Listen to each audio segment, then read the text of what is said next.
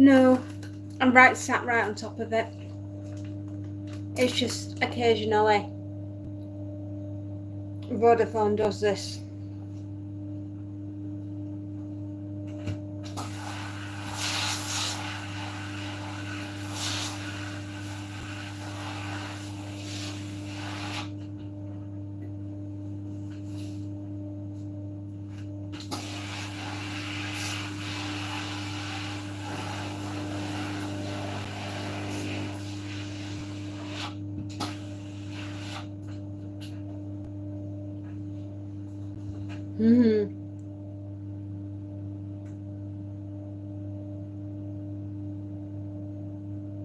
Yeah, I've got one.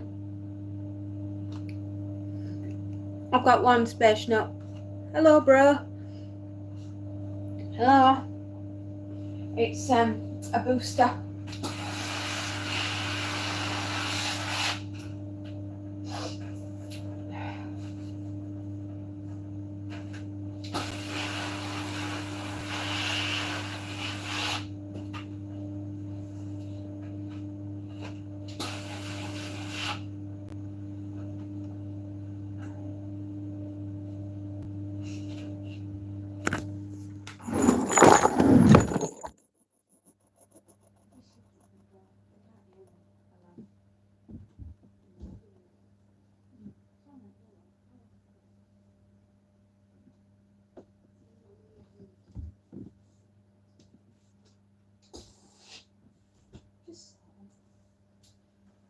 Got the laundry on.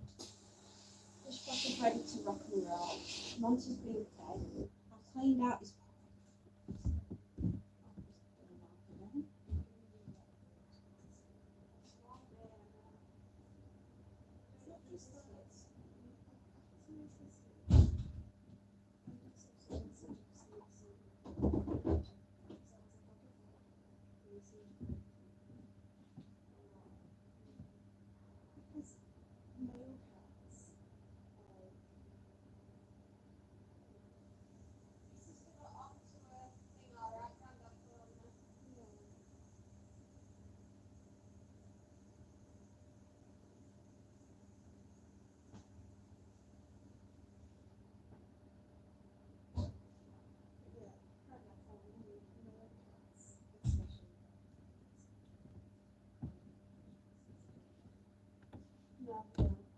idiot.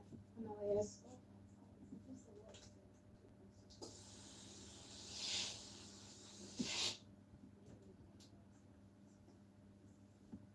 I mean, he still does drink it, so.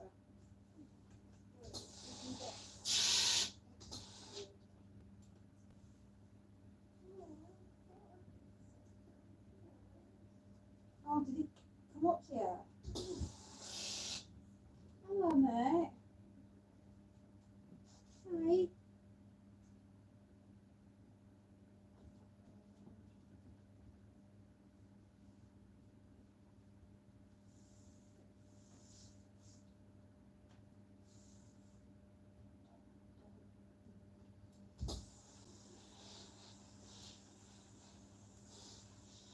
They've got a cat, you see.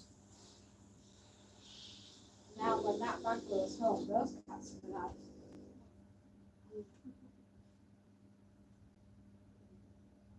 Oh, it's like it's in my house, so my rules. We're going to the.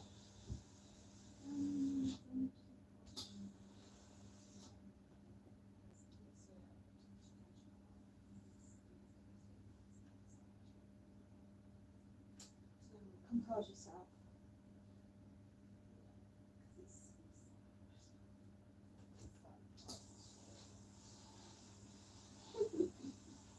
Oh my god. I never get so emotionally invested in anything other than that.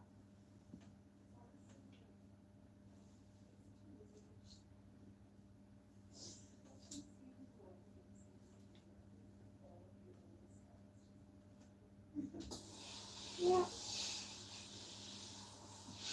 With Marco, we get half off.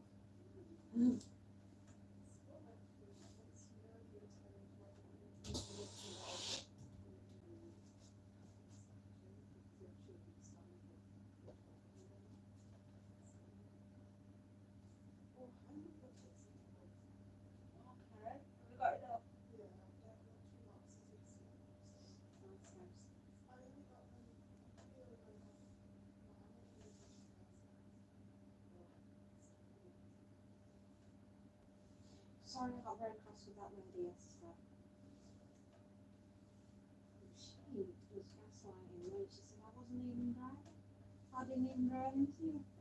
And I thought, I've just literally jumped out the car and you wiped what was on the bumper off your bumper. The thing is, she unfortunately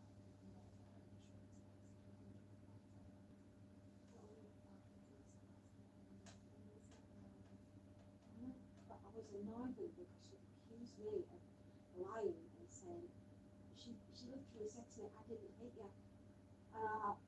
So, no, I just looked at her to say, I did not imagine that you hit the car. I was in the car, I felt it, I heard it, I jumped out the car, you pulled forward, looked at me, and directly to my face said, you didn't hit. And I was like,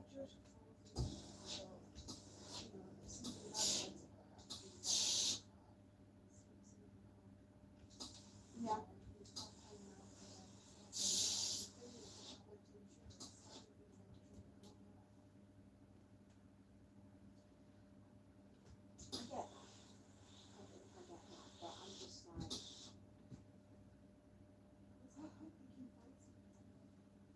No, I get that. I literally get that. I do, but it was just that.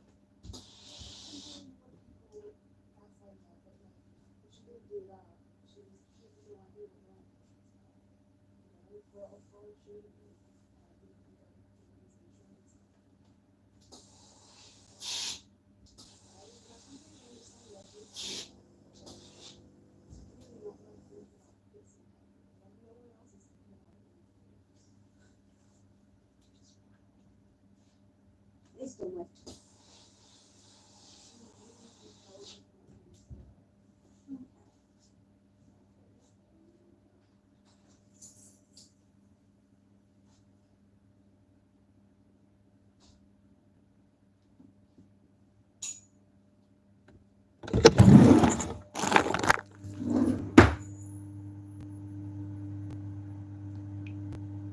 Hi.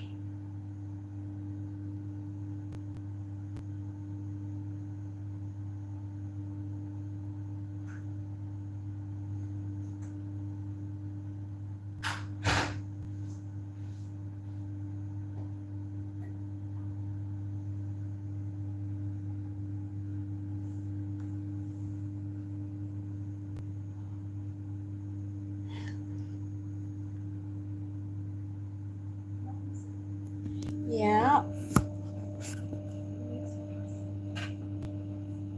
Okay, just keep the doors and everything shut.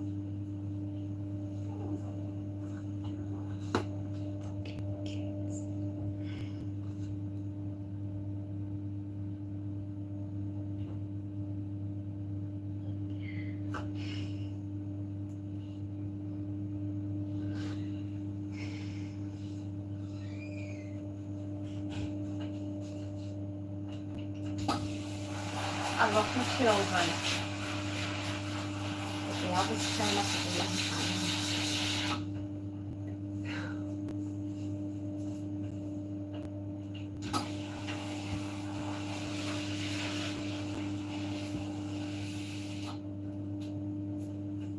Anyway.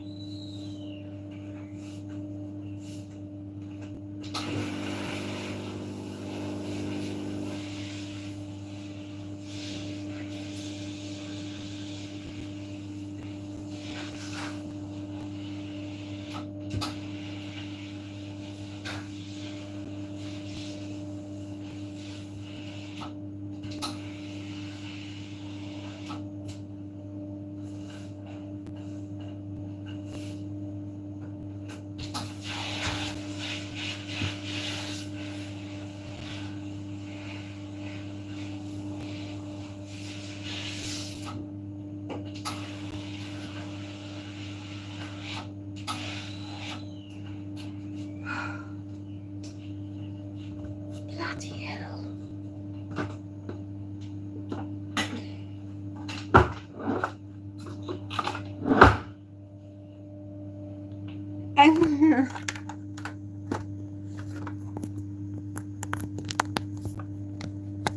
Yes, yes, and yes. Kids are. Oh, these kids are why jelly babies were invented. You can eat jelly babies. You can't eat your own. You can't eat your own kids, can you? Mm. God. It's 11 o'clock in the morning.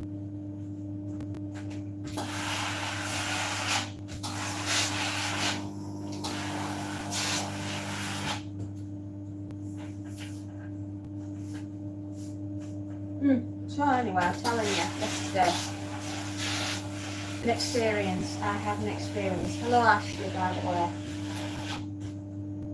It's just children. I have children around the house. You can eat jelly babies. You can't eat your own. You can't eat your own young, can you? Can't eat jelly babies. Well, I see somebody called Ashley. Hello, Ashley. I'm terribly sorry I shoved you all in the drawer. How very rude of me.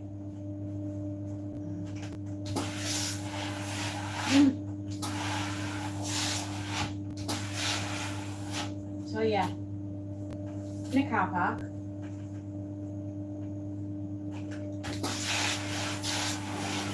The very strangest person I've ever met in my life. Ooh, I'm annoyed. Anyway, it started. But that woman is delusional.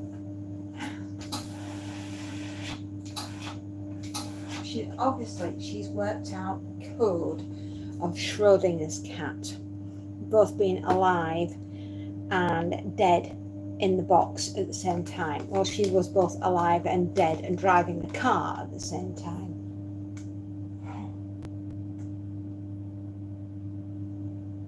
I just want you to know these are really good.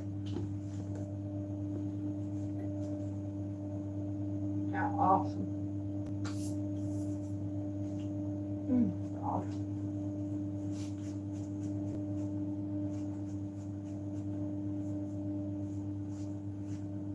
It's like I've been doing something other than eating jelly babies.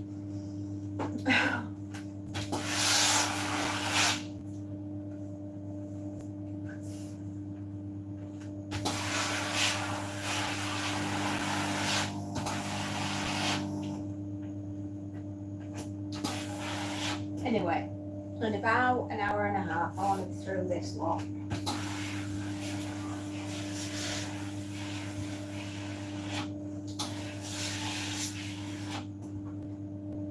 Got a very busy day today. Exhausted, in fact, already, and I haven't even started.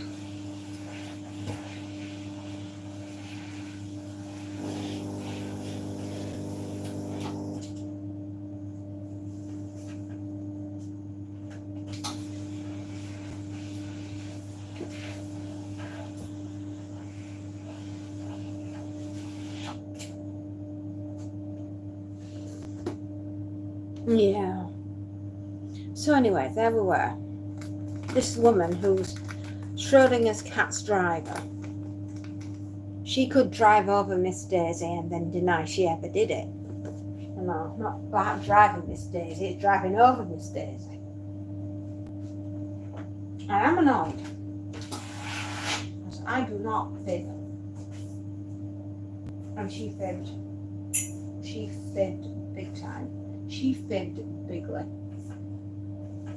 I wasn't driving. I'm sorry, you weren't driving. That car moved and hit me.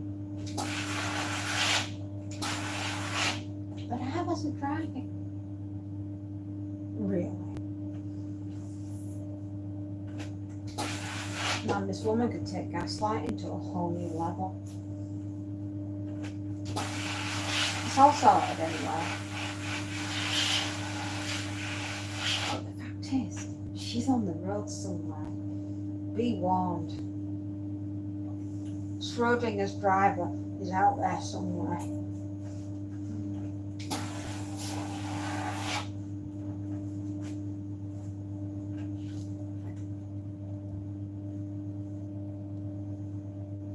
Yeah. Yeah. If Teslas are making black little micros.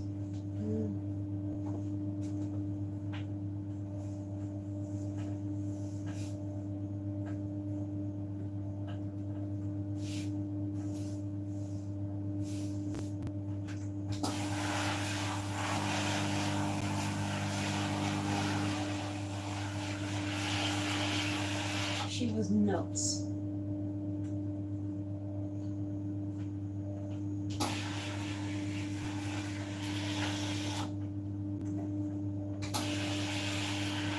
But she was the only thing that went wrong yesterday. I got away lively.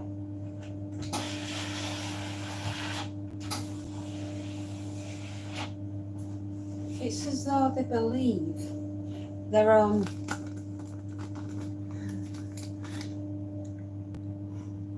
I'm so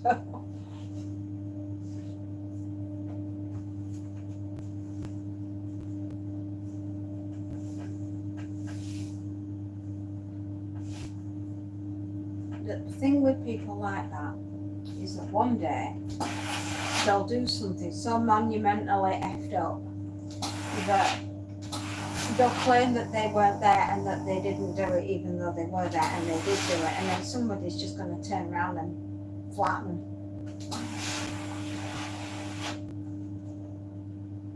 And then they'll be like, but what happened? So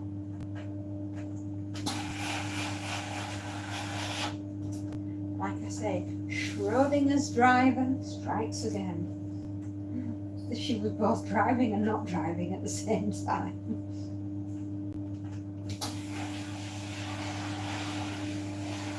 That's a paradox within a paradox now. That is just way too deep for a Monday morning.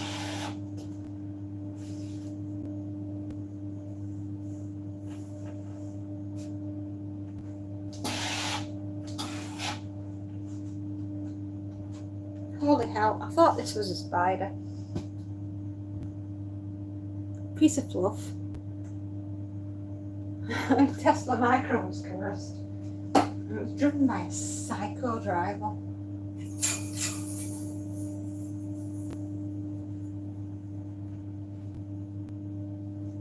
Oh, like I said, she would literally take driving Miss Daisy to driving over Miss Daisy to the next level.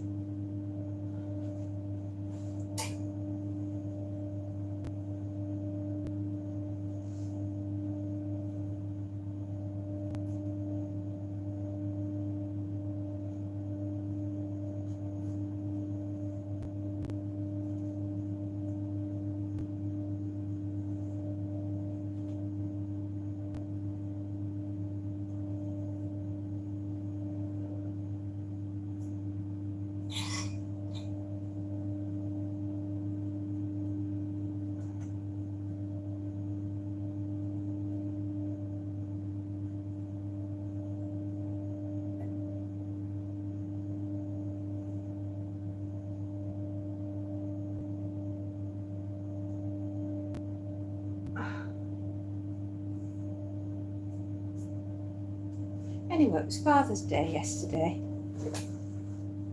Yeah, maybe she did. She ought to be put in a box and never let out of it. She's dangerous. These jelly babies are really good.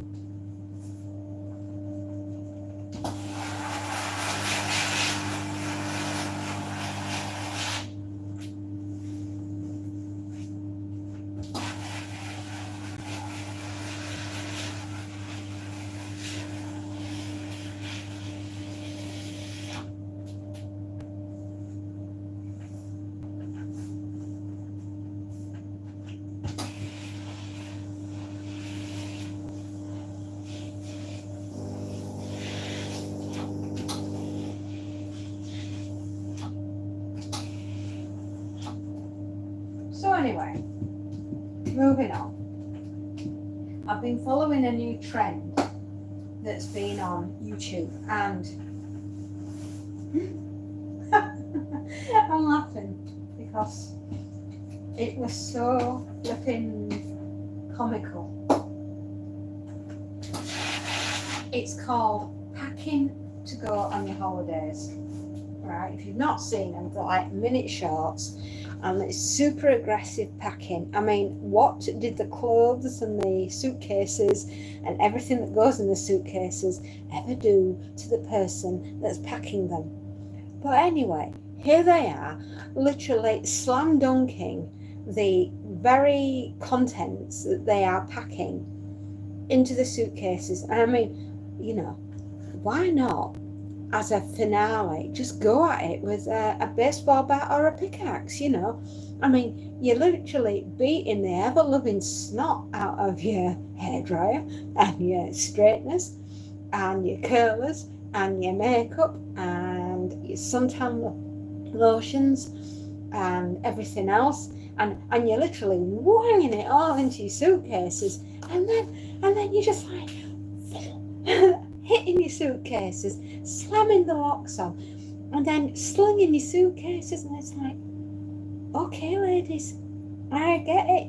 We've got air rage. We don't want to do the packing. We've got packing rage. But, you know, what did the stuff ever do to you?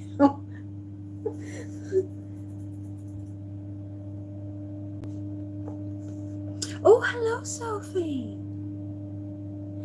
Oh, yes, I do remember you. You finish your exams and have a leavers assembly and went, oh, darling, is it over so soon?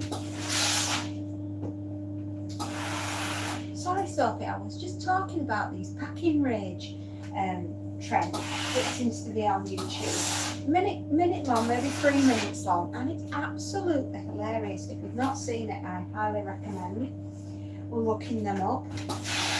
And I don't think I've seen anything as funny in a very long time. I mean, I don't know if it's intentional or if they just really don't like packing, or maybe they just have other things to do, and you know, they suddenly found they're going on the Witness Protection Act, and you know, they have 3 minutes to pack their entire lives and get out the house and get out the area. I mean, who knows? But these suitcases are sure as taking a bit of a beating, and everything that went in them. I mean, I've never seen such rage thrown at a hairdryer before until today, and it was a whole new level of hilariousness.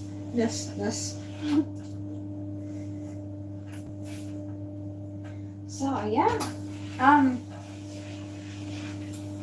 just don't know if it's like it was intentional. This rage packing, this like getting all of your makeup back and just go and slamming it down. I mean, you know, I'm amazed you've got any makeup left in it, that it just like pulverised. And is it meant as a rage bait, clickbait? I have no idea, but it's just hilarious.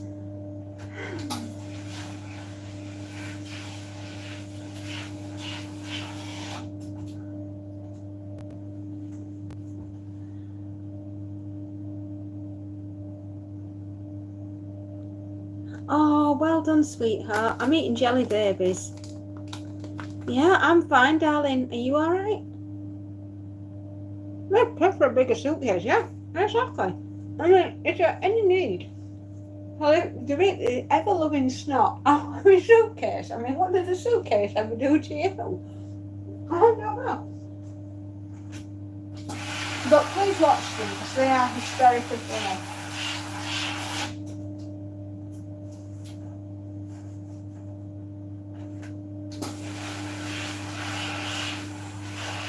I was reading some of the comments, and one dude wrote, honey, that is not a 3-day stay anywhere. More like 3 years. And to which I just, tears started rolling out my eyes because I was laughing that hard. And then some other dude wrote, honey, you forgot to pack the house. And it was at this point I just completely lost it and I could not stop laughing.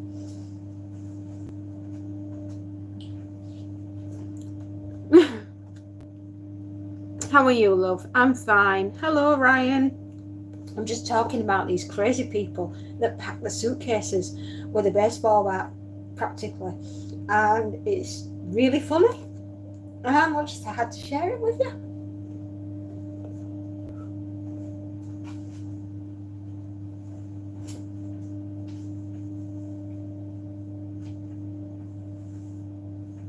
I'm not really a suitcase kind of girl, to be honest.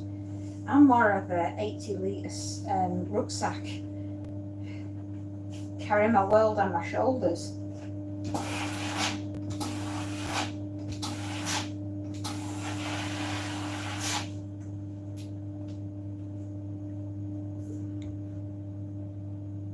Ooh, have a nice time. Got yourself your party dress?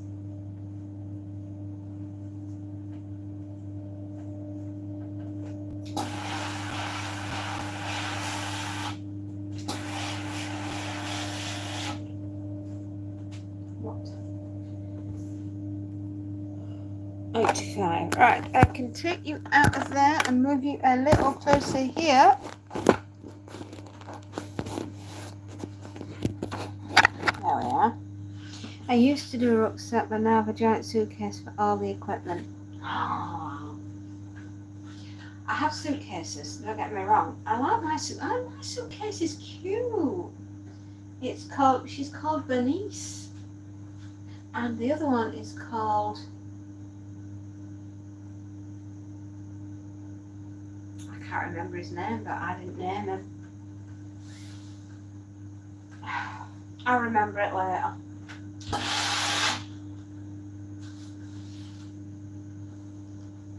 No, it's gone. I didn't name him. To be honest, I named mine Bernice. But I usually have a rucksack because I like to go walking. And I'm an outdoorsy kind of girl.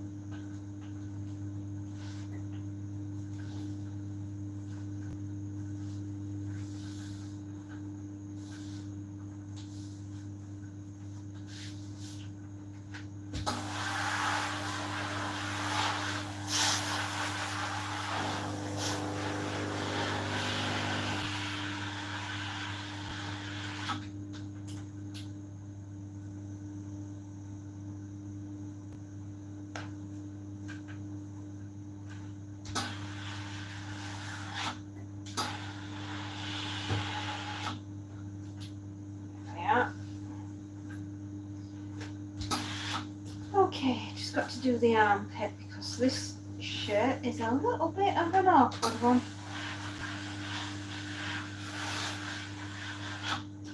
What's that?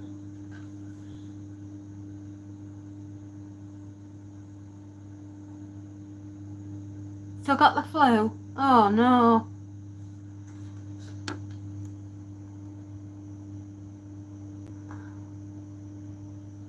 Oh, good for you guys. Oh, light blue dress. Oh, lovely. Oh, Alan, I'm so glad that you're down the park.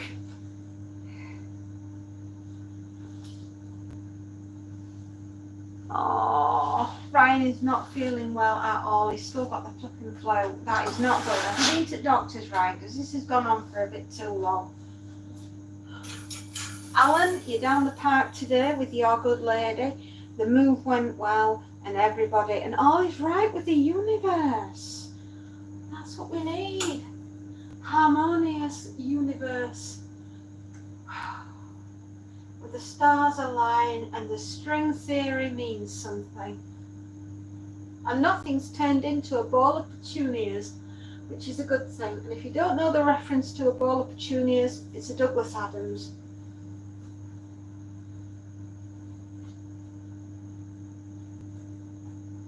The randomization machine. Oh no, everyone's.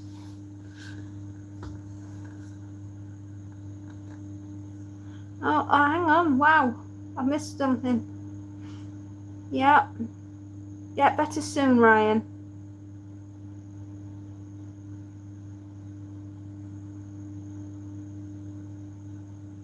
Yeah, goodbye and thanks for all the fish, ma'am. Oh, you know, the sickness bug is just going round. It's evil. My goodness me, they should call it the Satan bug, not the sickness bug. Alan moved last week. Yeah, you need to take something.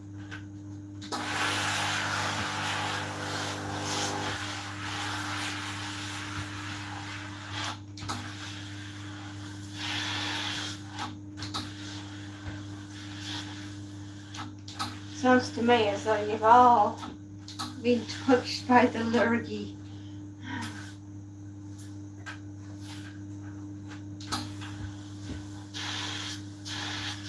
So you're down the park today then, Alan. Ryan's not feeling very well. Sophie's gone and got herself a brand new blue dress for an engagement party. I'm ranting and raving about psycho drivers and suitcase packers. And Alan's telling everyone so long. Sorry, another space note's telling everyone so long and thanks for all the fish. But did I miss anything? This is the most random chat we've had in a while.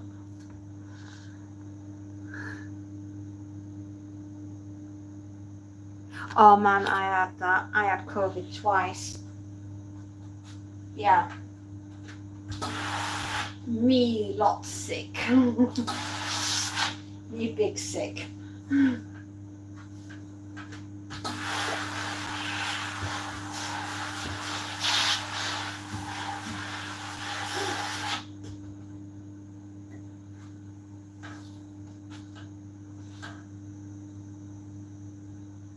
Oh, I think this is not flu then. This is something else. You really need to go to the docs. A virus should have cleared up within 2 or 3 days.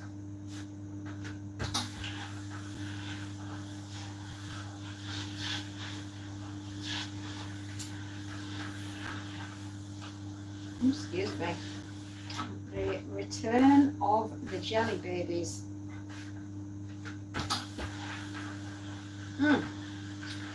Well, if I burp like that again, please tell me I'm a big piggy.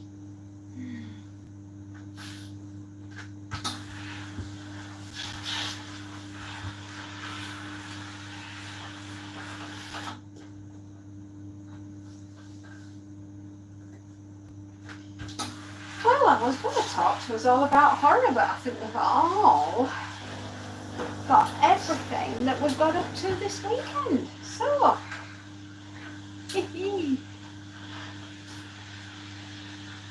what's my favourite snack? Jelly babies, mate. If I have, that's like Superman's kryptonite is my jelly babies.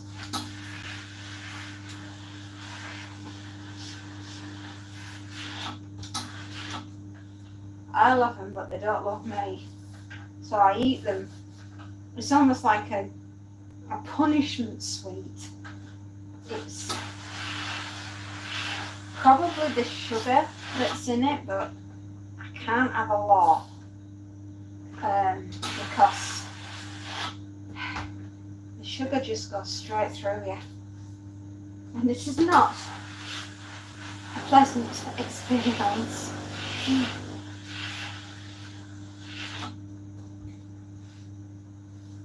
But I suppose if you need to lose weight quickly, jelly babies is the way to go.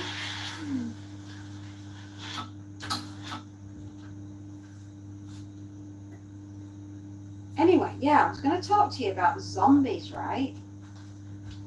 You know.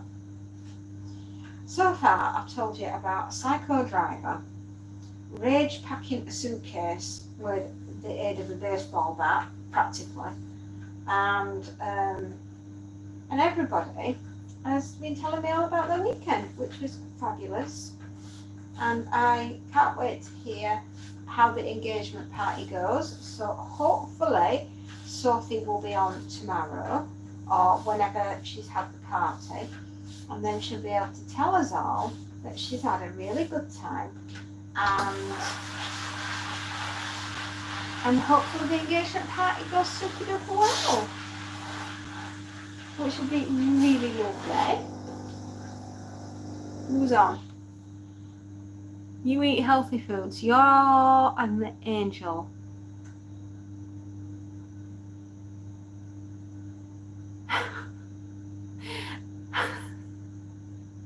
Oh dear. Oh, Ryan, right, first off, plenty more fish in the sea, and I don't think your ex is a very good choice, right? You don't go backwards, sunshine.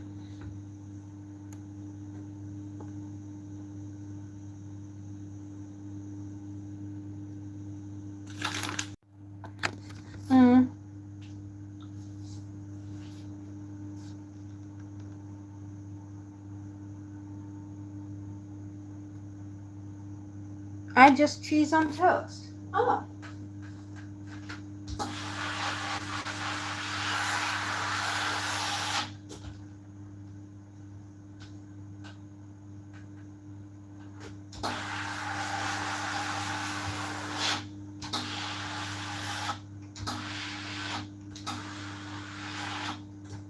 I won't be stopping for anything today. I am crack-a-lacking on to get this out of the way. And every time I come over to read a message or a notification, I'm just like, I can't.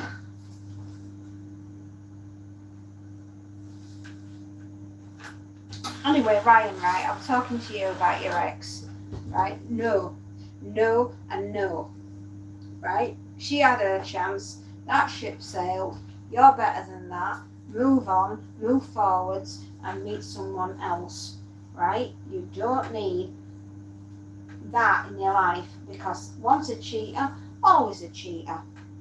Leopards never change their spots. Just, when you've been around as long as I have, you get to know what people are like.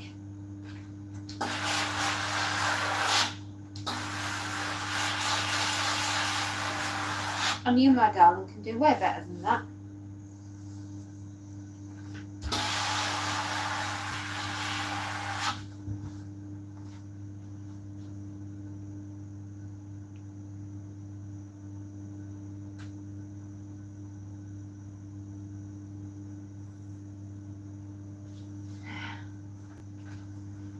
So, my love, yeah, she had a chance, that ship sailed, you're better than that, move on.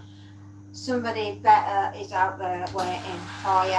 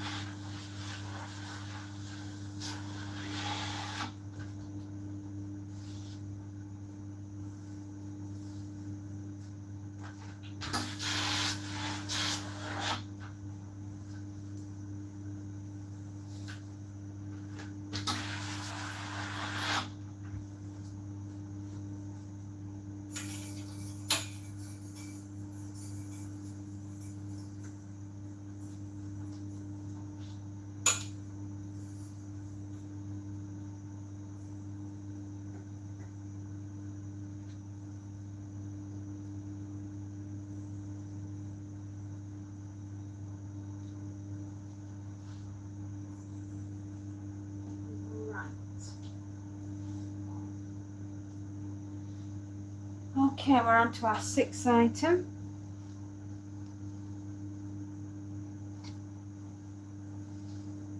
Oh, don't put specific areas, people.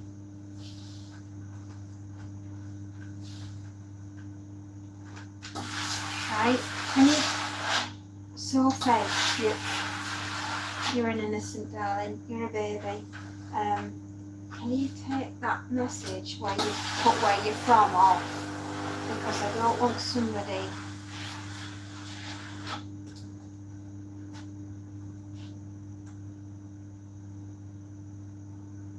Oh.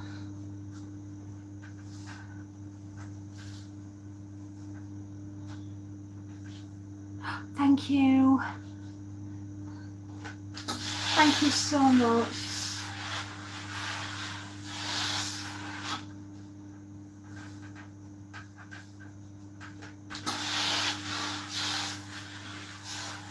Anyway, I was gonna. No, we're not gonna talk about it later, clearly. Oh.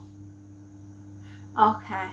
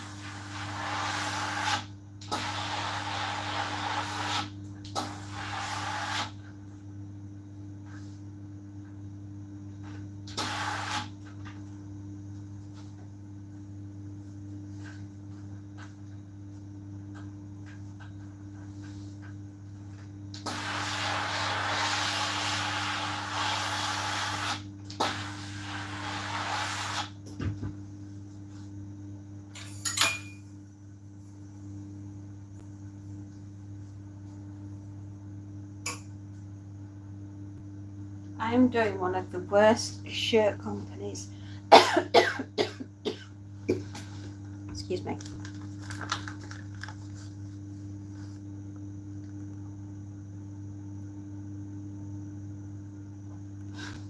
Oh. Why do people bully? Doesn't make any sense. Well, I want you to know, you two, this is a safe space, right?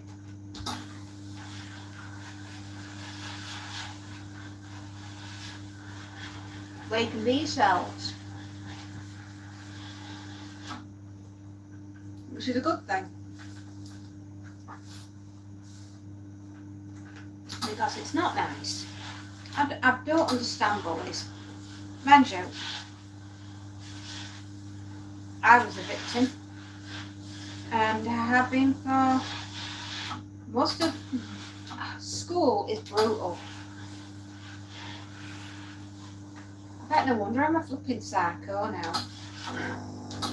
So I'm a justice warrior, mate. If I see injustice anywhere, I'm like, straight in.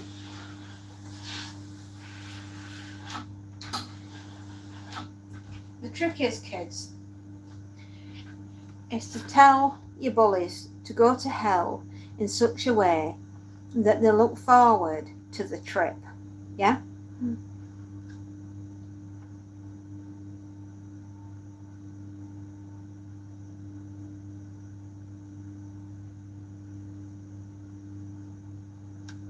I wouldn't go anywhere. I've always been here.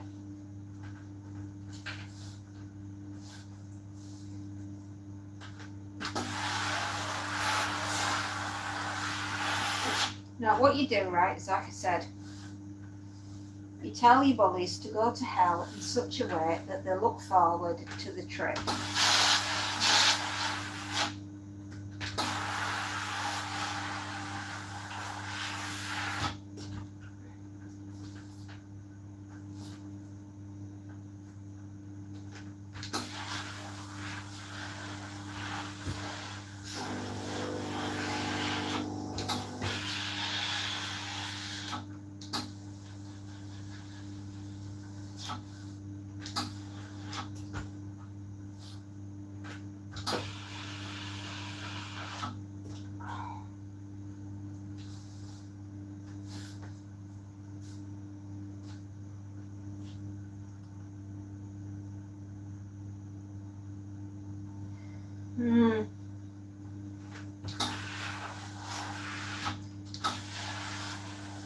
Just do something amazingly spectacular with your life and shine so bright that you blind them.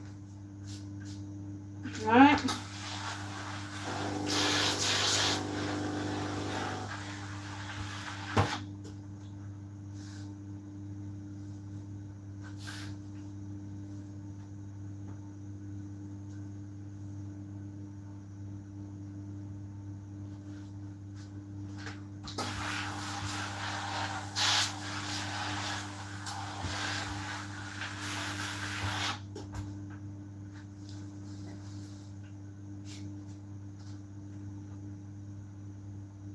Oh, I am. I am tired.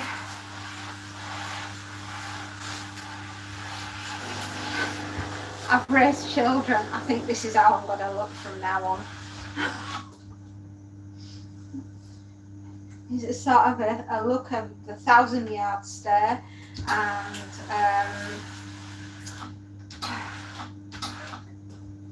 tired.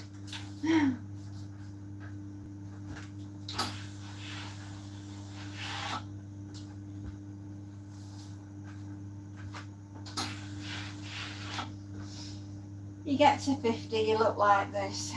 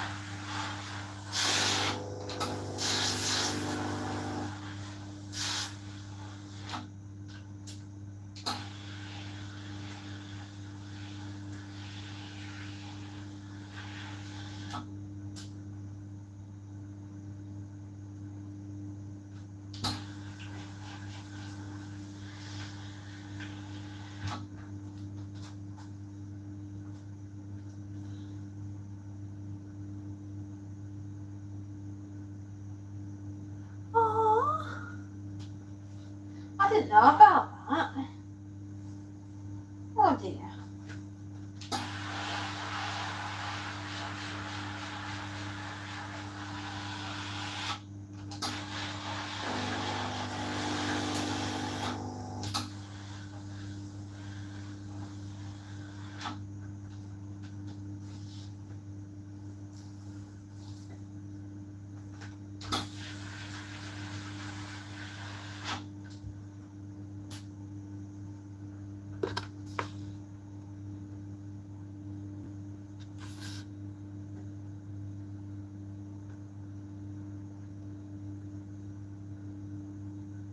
Oh, that sounds like a very luxurious coffee, but as it's a Monday, we'll allow it.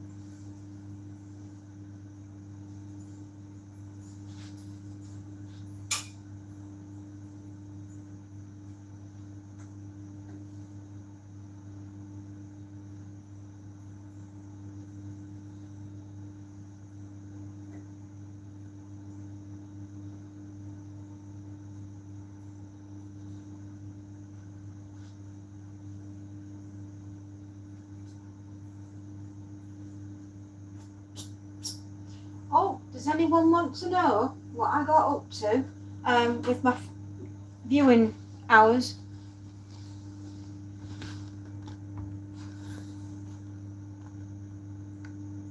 Oh,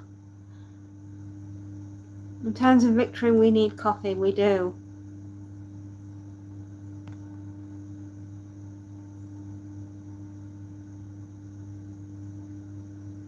I am.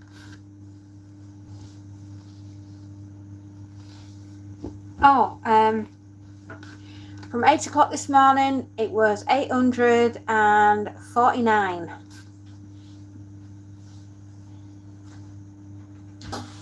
On average, I seem to be doing, is it about 7? Yeah. 7 hours a day, going up towards 8 hours a day on average.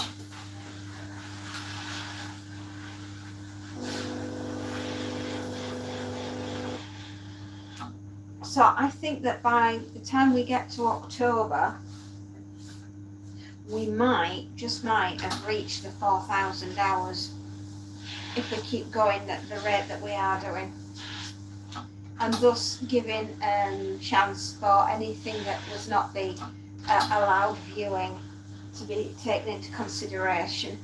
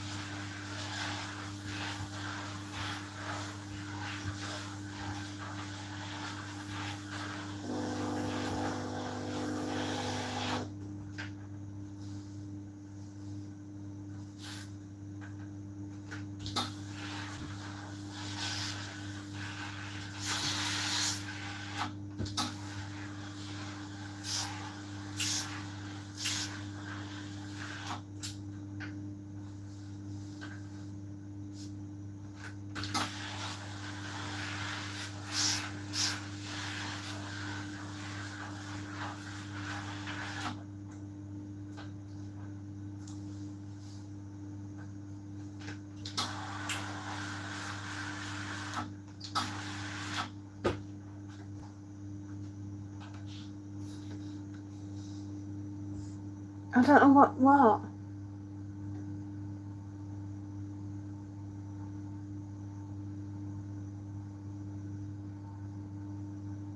Oh.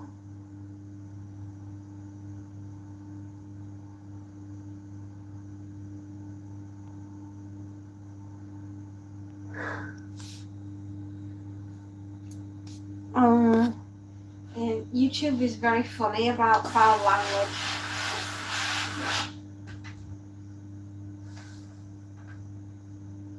They can be. They can get a bit grumpy, can't they?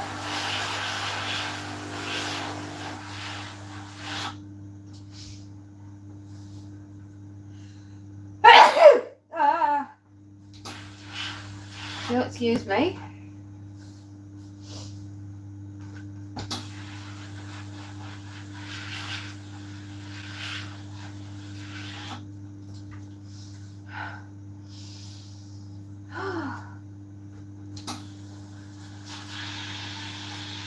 So yeah, another space note.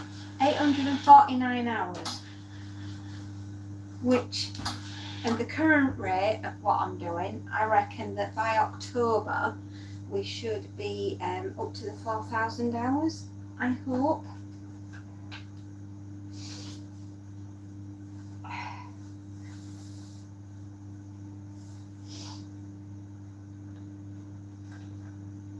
Oh.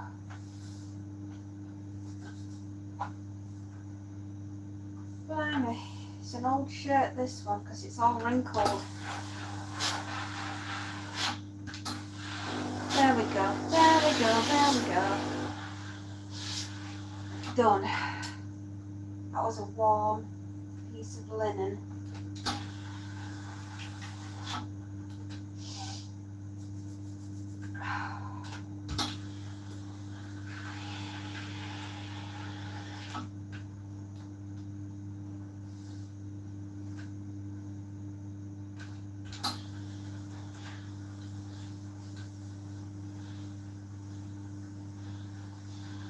I think I'm gonna sneeze. Ugh. Ugh. What was that?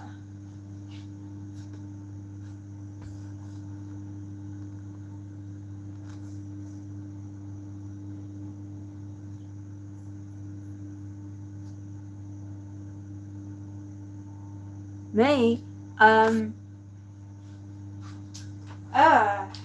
Right, hang on. 1,890.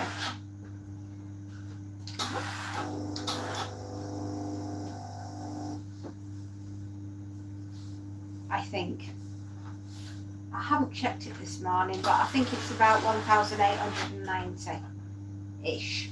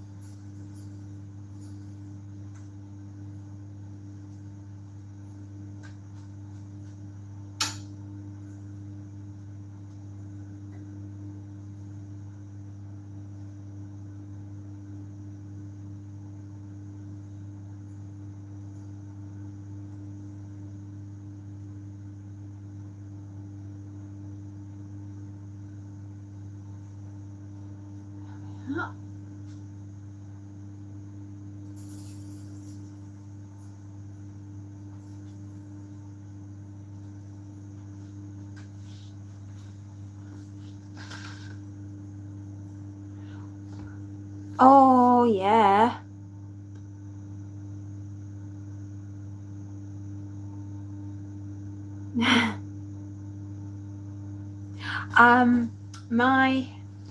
I haven't seen The Fall, but I do love Stranger Things. I've seen every episode many, many times. And I hear, tentatively, that Stranger Things may be coming back in November of this year for the final series. Fingers crossed.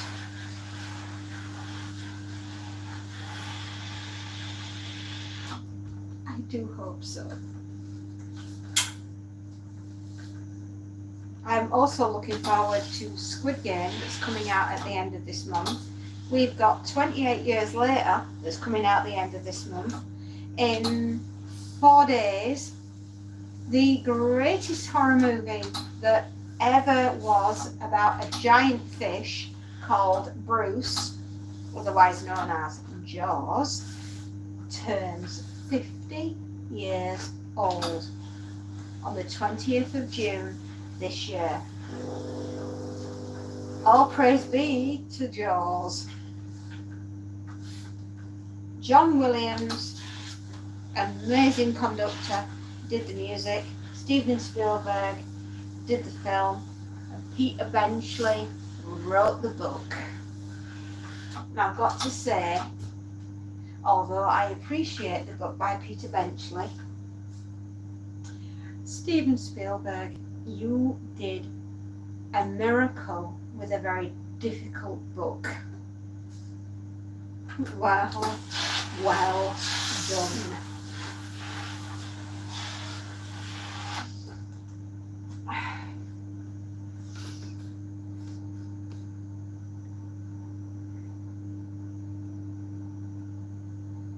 Squid Games.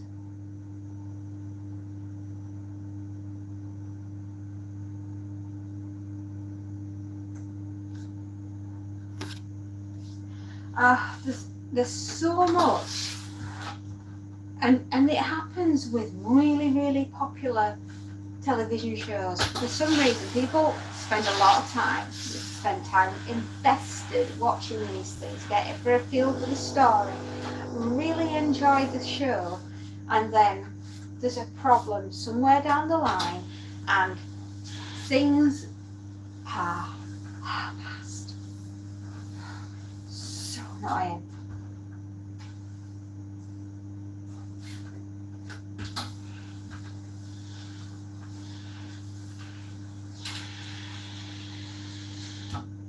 I just don't get it. It's a why bother giving us a fantastic television series and then mess the fans around and don't give us actual times of, you know, when the next episodes are going to be coming out, if at all.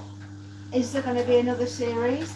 I mean, these children, and they were children when they started making Stranger Things, and now they're married, they're adults. How are they going to get away with the time skip? It's been a good few years now. I mean, what's it been? 22? When the last lot came out, it's now going to be going closer to 26.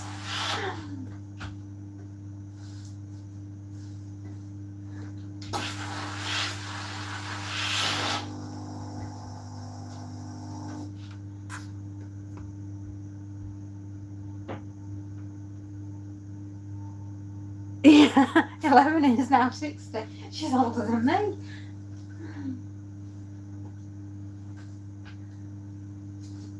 Exactly.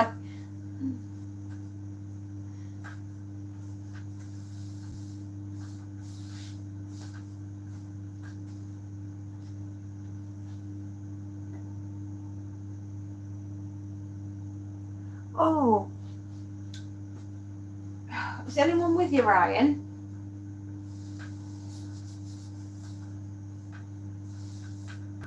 Is anyone with you, Ryan? Is your mum there? You need us to get it? Oh my god.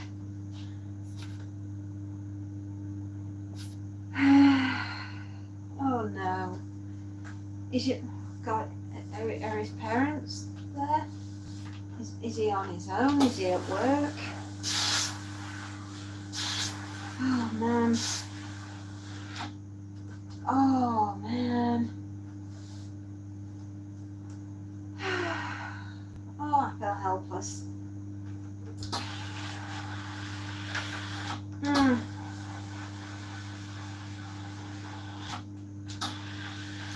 Is it you actually know that you're having one, or does it feel like you're having one?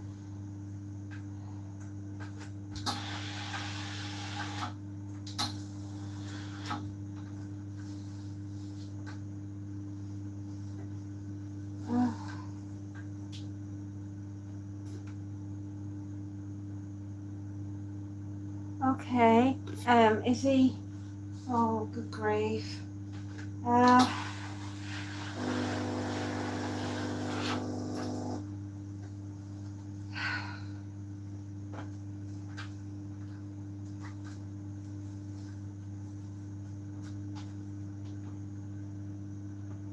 Okay, no worries.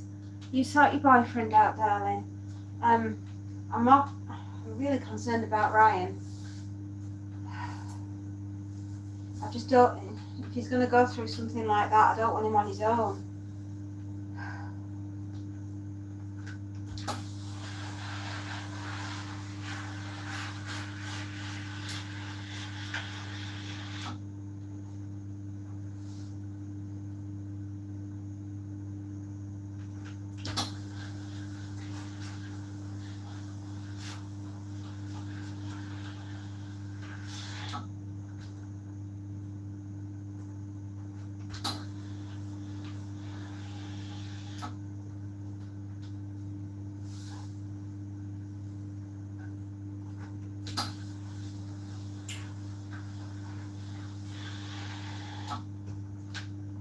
I'll have to just wait for him to come back on and tell me he's alright.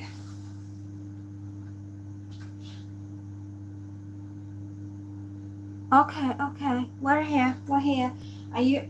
Do you need us to phone? Are you on your own? Are you with someone?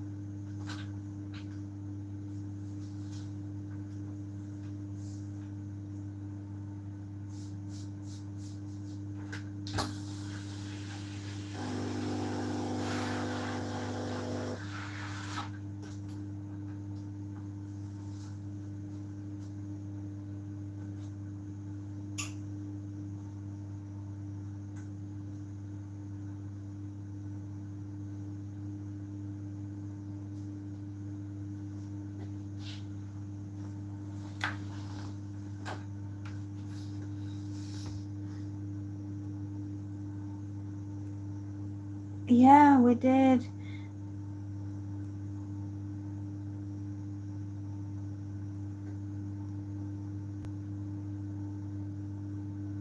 Okay. So just a thing that makes you feel a bit queasy, a bit sick. You know, talk us through what you go through. What's your procedure? You know, tell us what we need to know.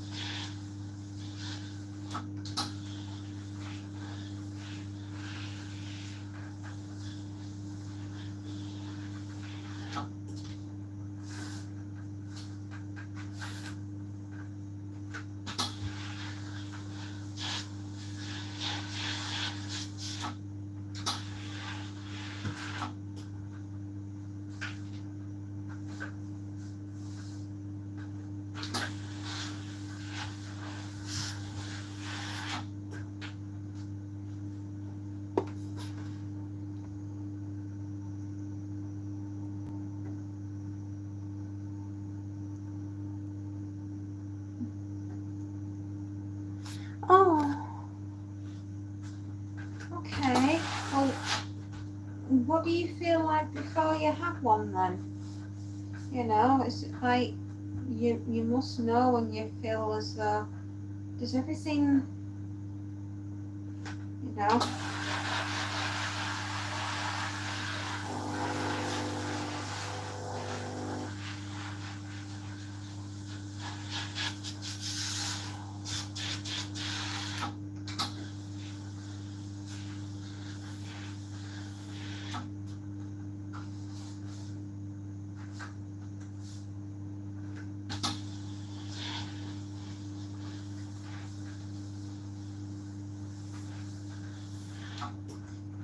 Back in a sec.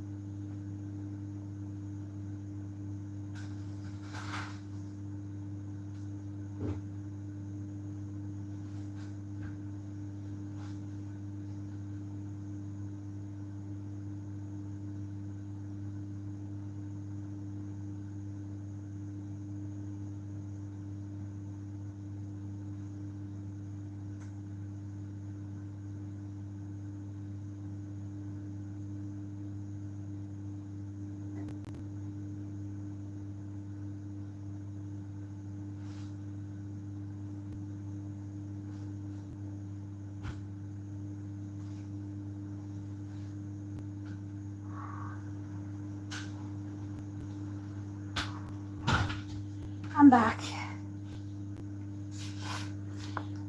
Uh,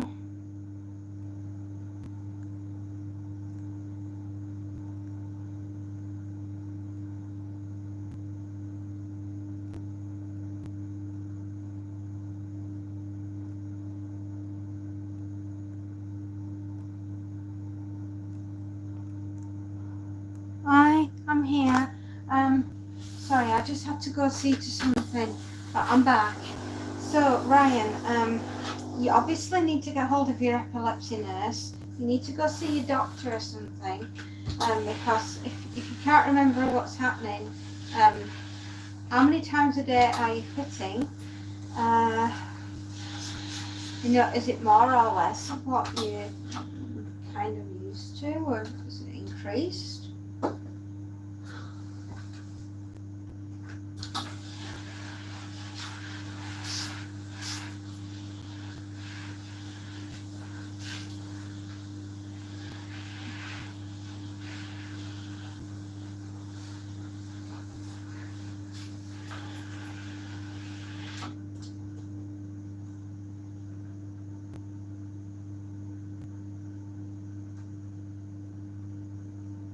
Okay, I'll be back in 5 minutes. Okay.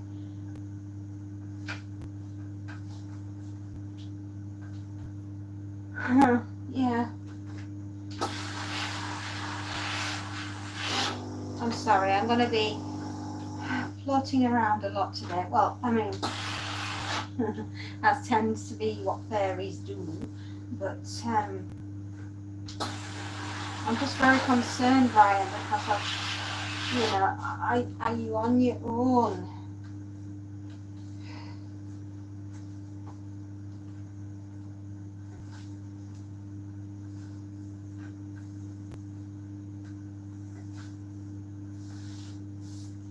Have you tried getting yourself back into college? That might be a good place to start. If you're wanting to, do something, baby steps. That's always.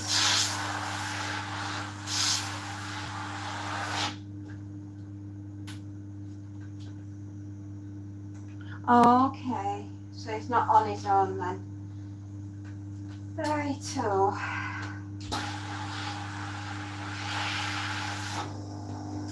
Gosh.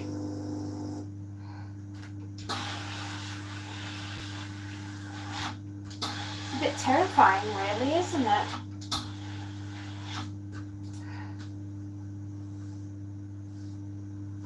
You poor darling.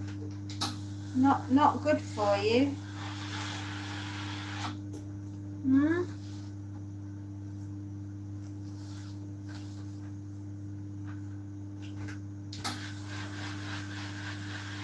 Do you want me to try and take your mind off it? Is that the way forward?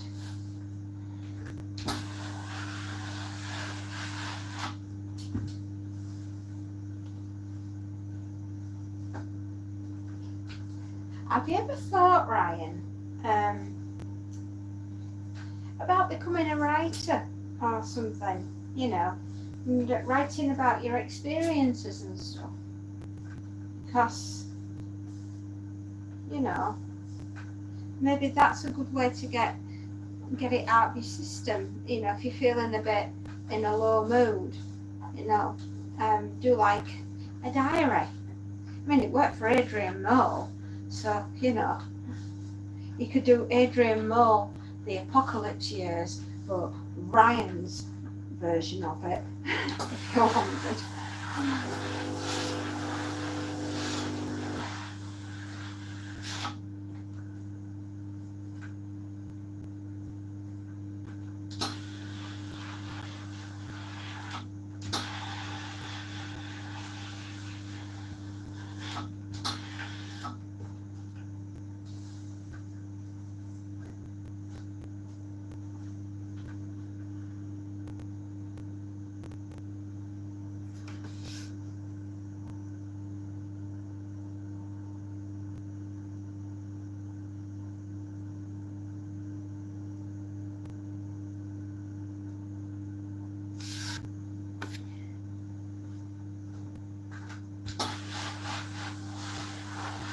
I miss a very important part of this conversation because I'm ever so confused right now. Ryan's not living at home, or Ryan got kicked out of living at home, or did I miss something?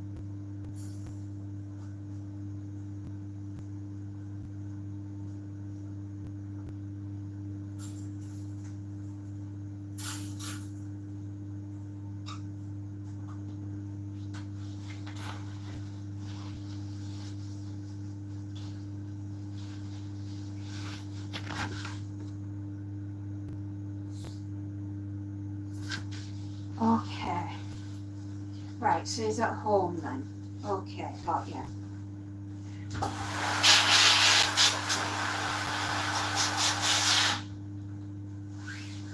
Sorry, with me trying to work at the same time as read. I'm making a right good.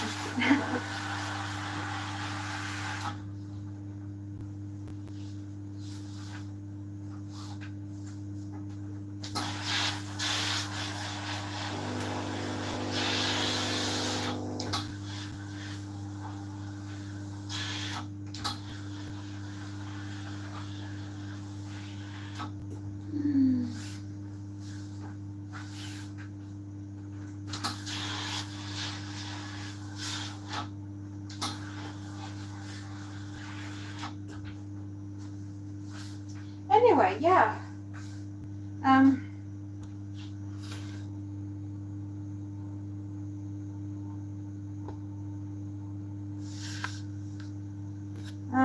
hoping everything's. You feel like you're coming round now? Everything's less weird.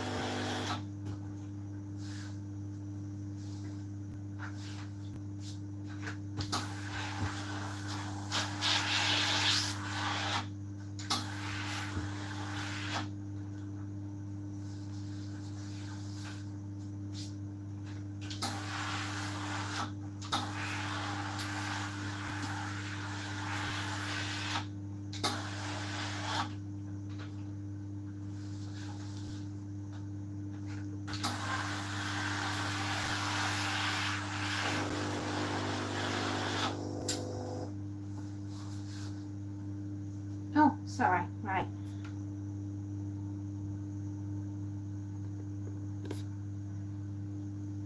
Oh.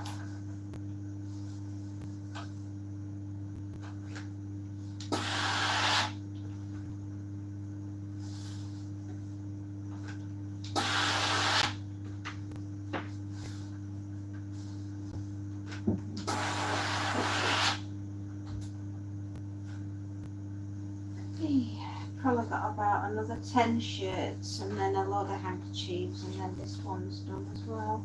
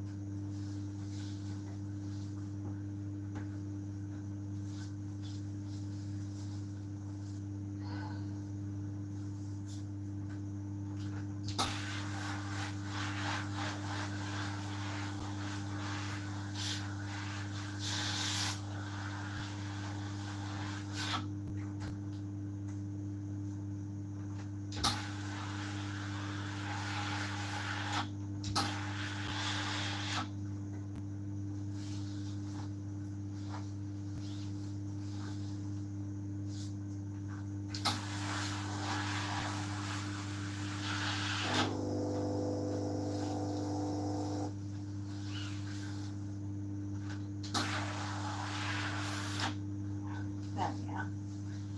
Got the armpits done.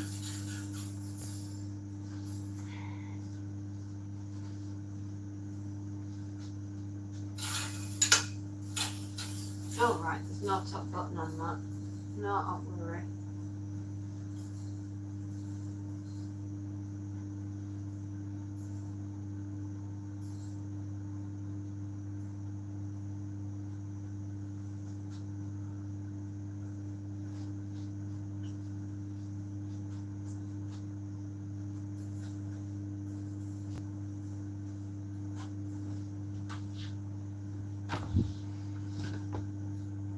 Riverdale.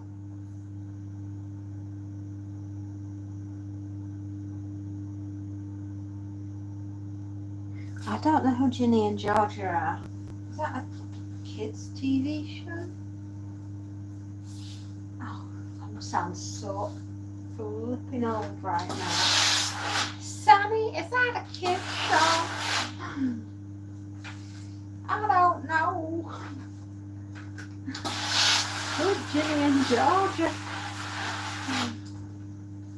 I'm sorry. Who are you? Who are they?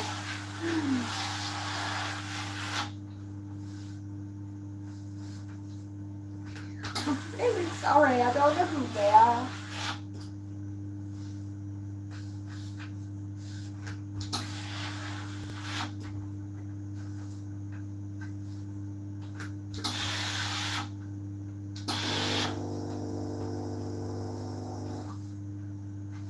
Is it a Netflix thing?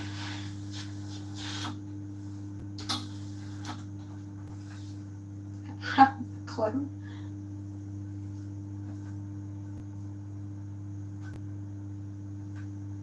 Tell you what they have put back on Netflix. World War Z. Which is what I was going to talk to you about today. Funnily enough.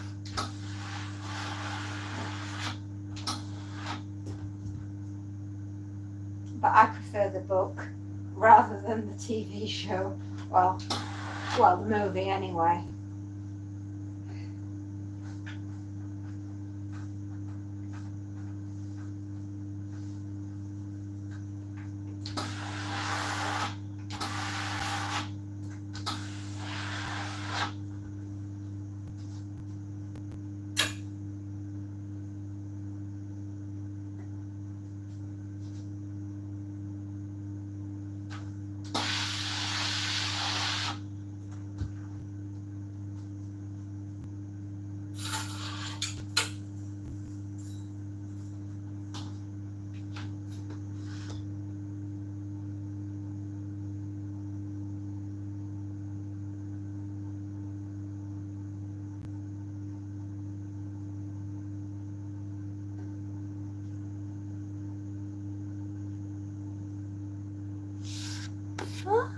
Ah. Well, she sounds like a kind of mom that we'd all need to get to know. 3, 4, 5, 6, 7, 8, 9 shirts, and then we're through. And if you count this one, it makes 10. So I can handle that. 10 shirts. I'm just going to have to skedaddle with a few of them because I've got a lot to do today. It's phenomenal the amount of work I've got to get through at the moment. I have 15 customers this week, 15, all with the same amount, and it's going to be quite a challenge. I'm already tired thinking about it and I've not even got going.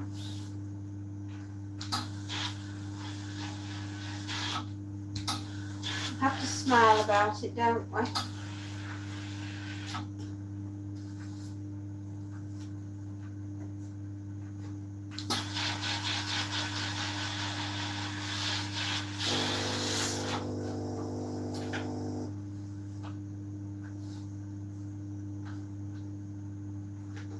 So this mom then, she goes around icing people, and not in a cakey kind of way.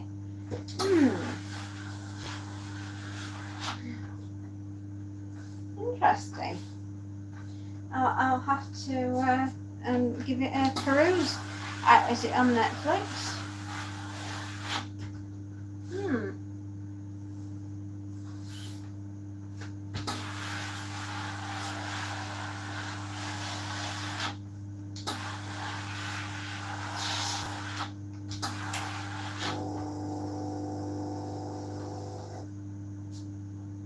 Okay. Anyway, you watch a lot of that. There's 3 series to it.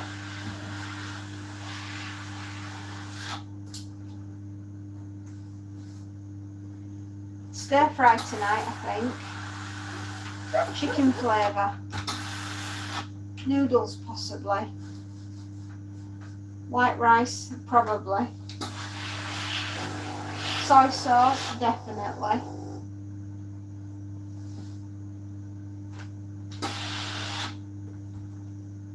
I like tea.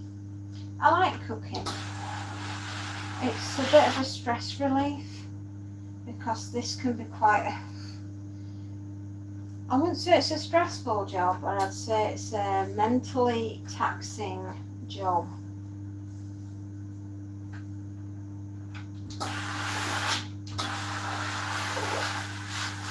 I get tired easily.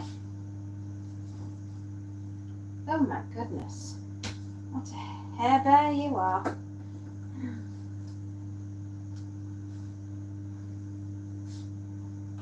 You two really have struck up such a lovely friendship.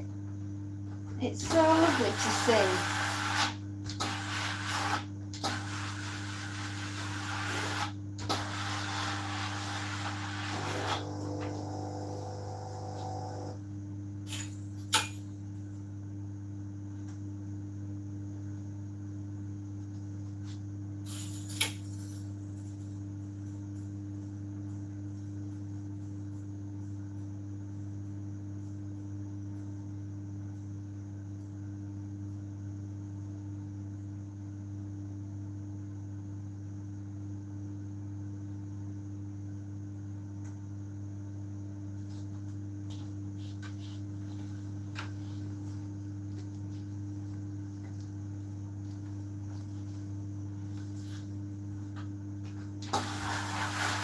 I can only have 1 coffee a day because it affects me too much.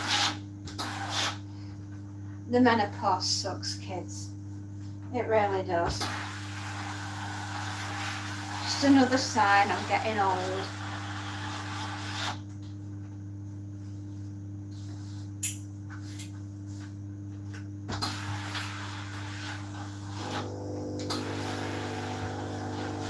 Oh, if I could have my youth over again, I'd do things so differently.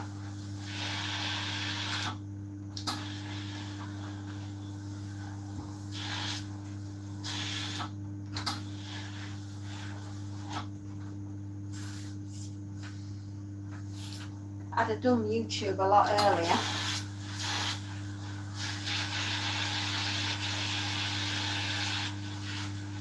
I would definitely have done YouTube a lot earlier.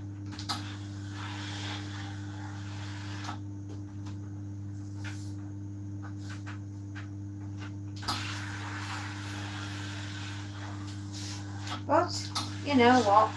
Now's as good a time as anything, isn't it?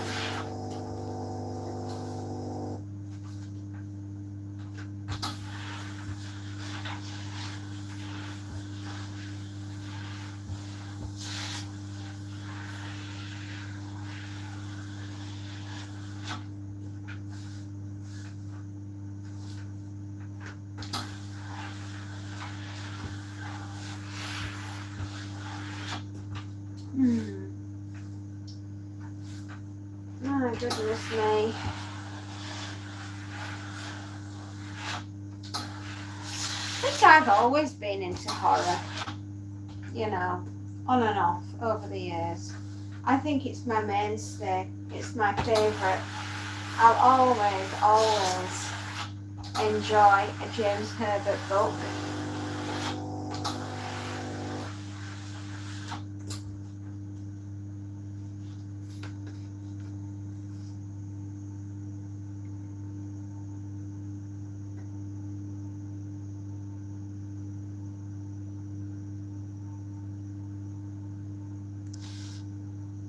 Oh, what's one of them then? What's an integer? Have I said that right? Probably not. I probably butchered it when I didn't know. Yeah, I did.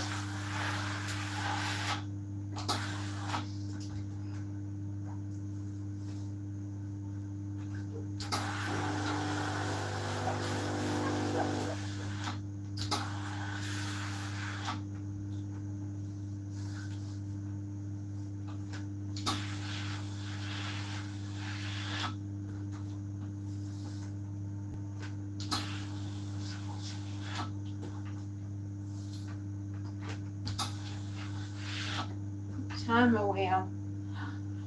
Oh my God, it's 12:30.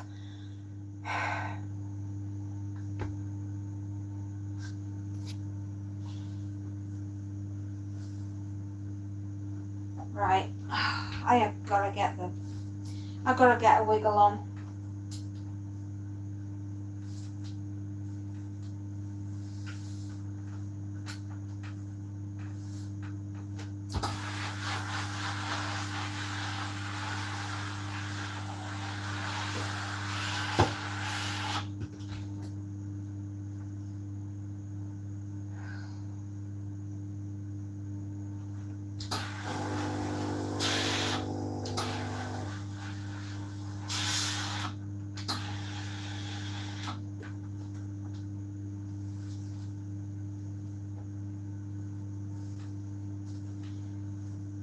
+1, I need to have this lot through an hour. Ooh, it's a tall ask.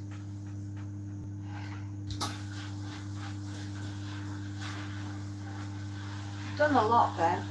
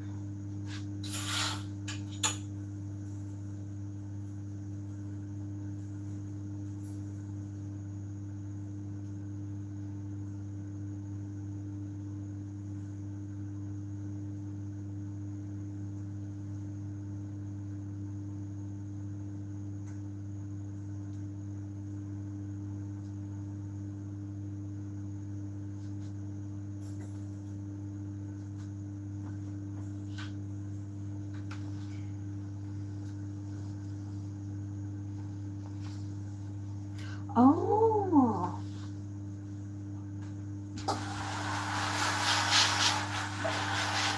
Do you know, you said that and I was like, does it do fancy stuff? Does it make things sparkly?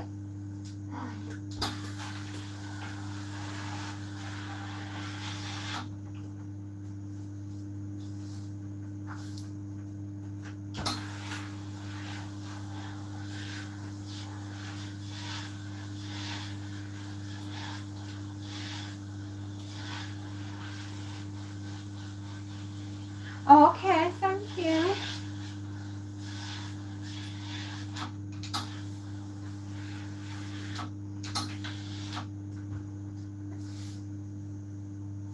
So another space note. Do you think it's realistic then of me to say by October this year we'll be at around about 4,000 hours if I'm doing roughly between 6 and 7 hours every single day?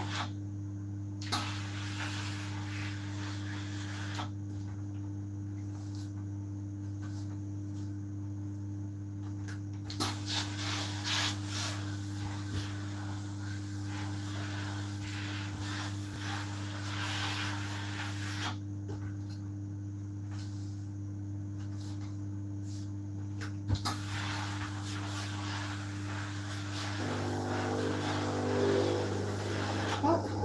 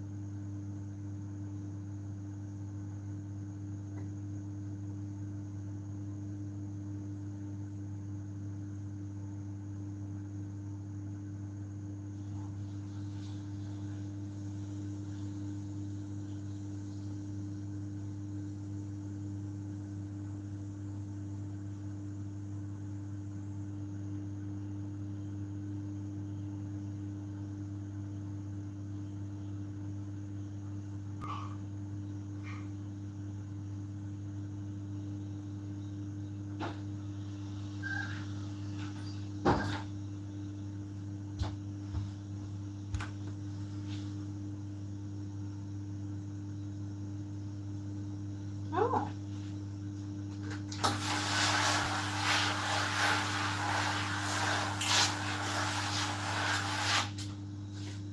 We've now got water again.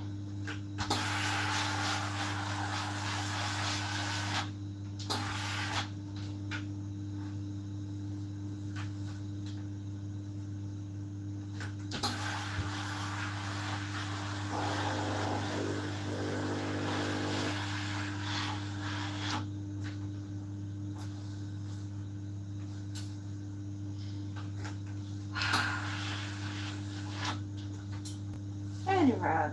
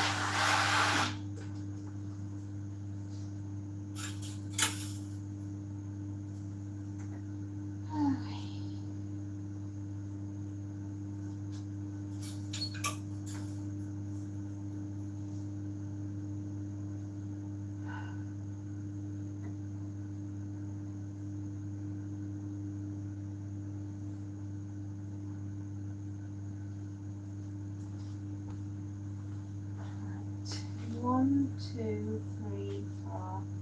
I've got 6 left after this. That's good.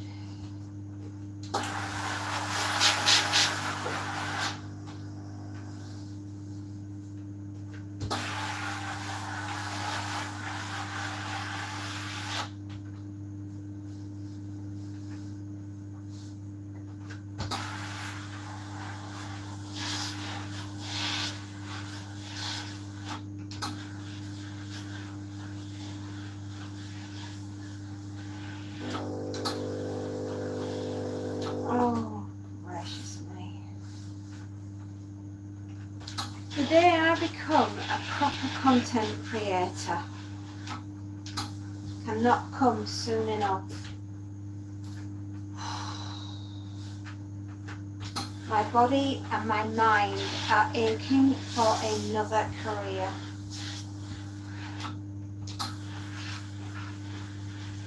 I kid you not, I can't wait to be doing content creating full time.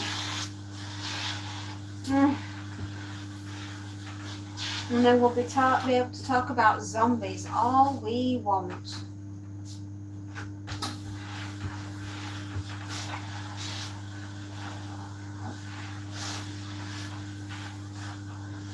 I want to go see 28 Days Later and I'm going.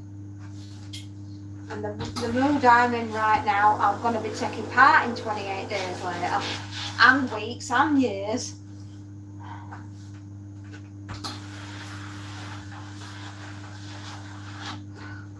I'm battle ready.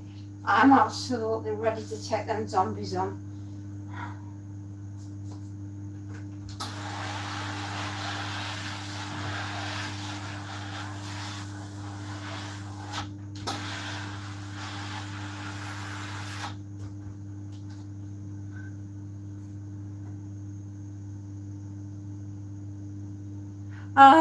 A lot.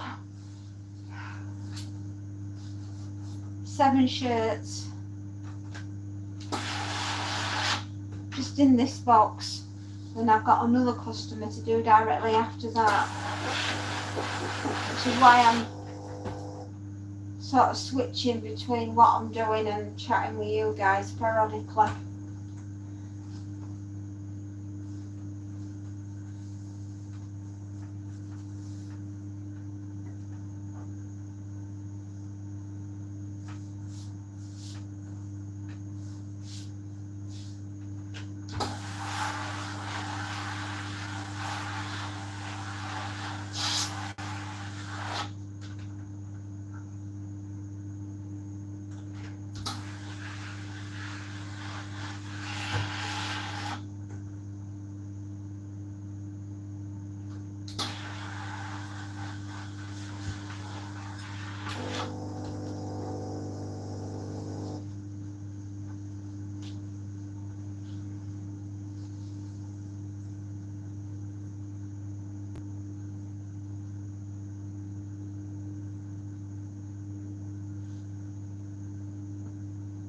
Oh,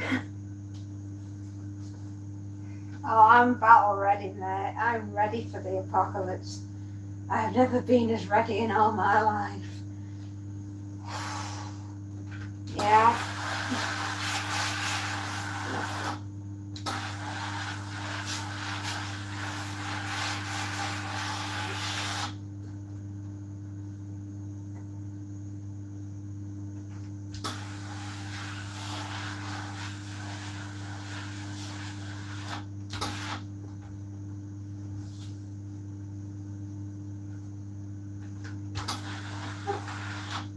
I'll be heading somewhere very, very quiet.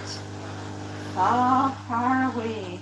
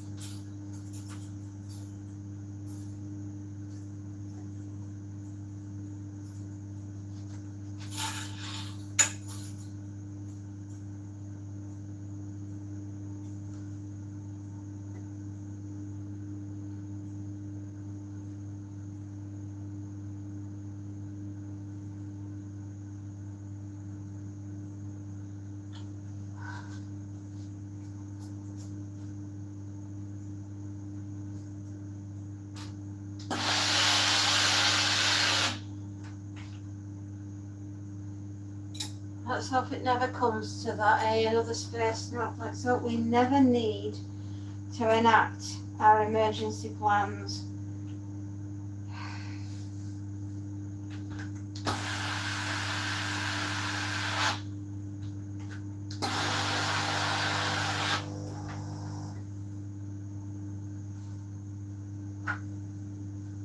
God, what an awful shirt.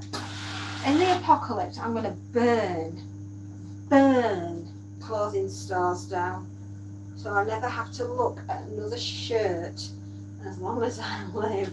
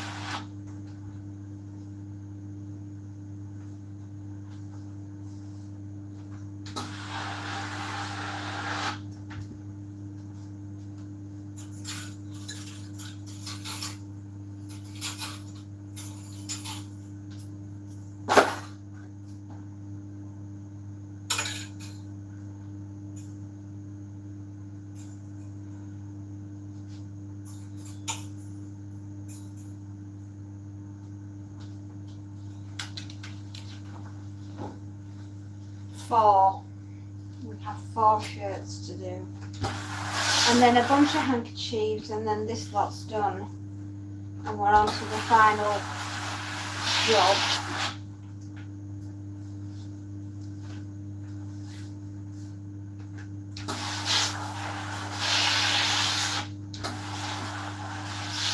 Hello to all the others that are out there that haven't said anything, but you're welcome, and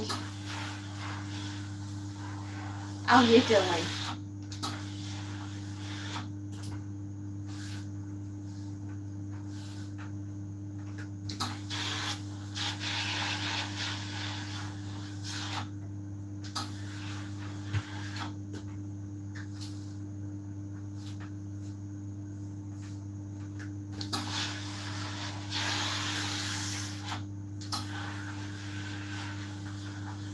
I don't know how many of you are as old as me, but did you see at the weekend that Mel Brooks has told us fans of Spaceballs that Spaceballs 2 is coming in 2027? Do you know how gladdened that makes my heart? Lord Dark Helmet, Lone Star, Dot Matrix,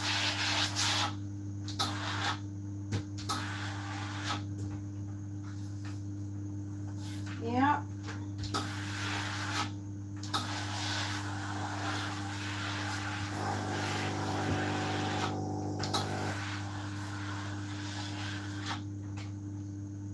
If you haven't seen the ultimate trailer, do look for it. It's on YouTube. Mel Brooks is a genius.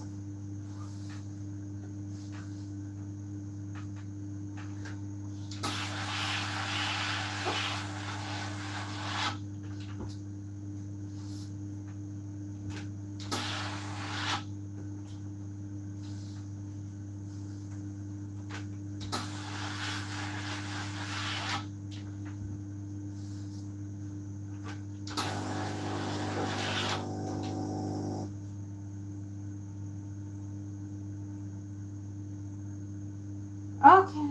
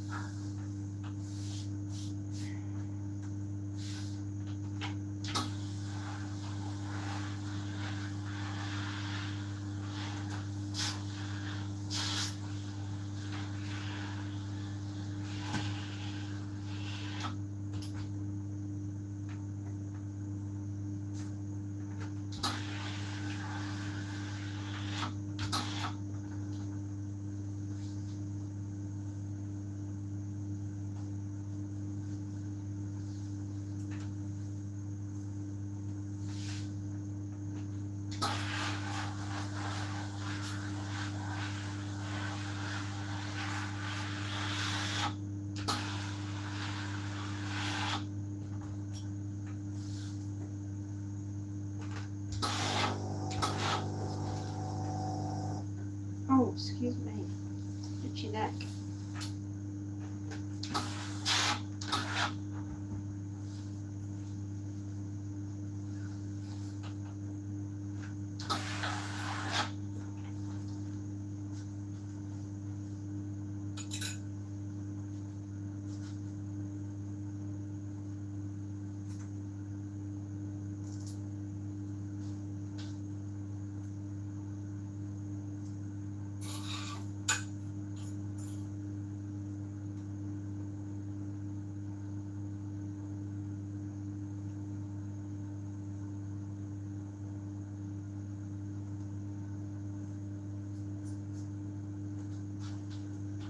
Okay.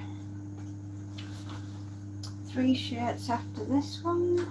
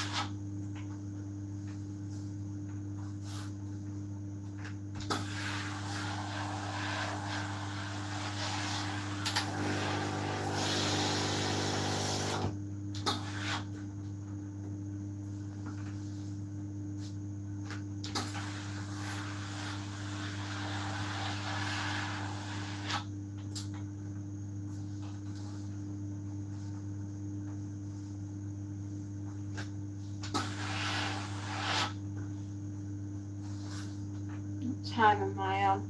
Not quite 1 o'clock. Doing all right. I have to get a move on though. We're going to get through this lot. We've got to move it.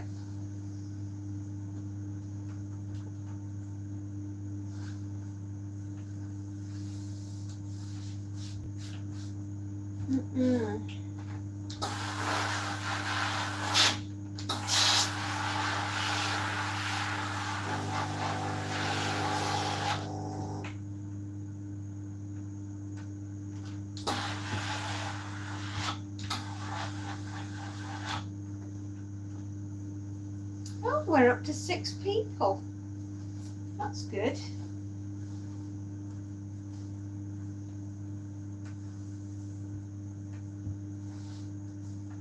Welcome all, one and all. We specialise in the apocalypse. We look forward to it with a smile on our faces. Don't we, Ryan? Sophie? Another space nut? Alan, if you're around.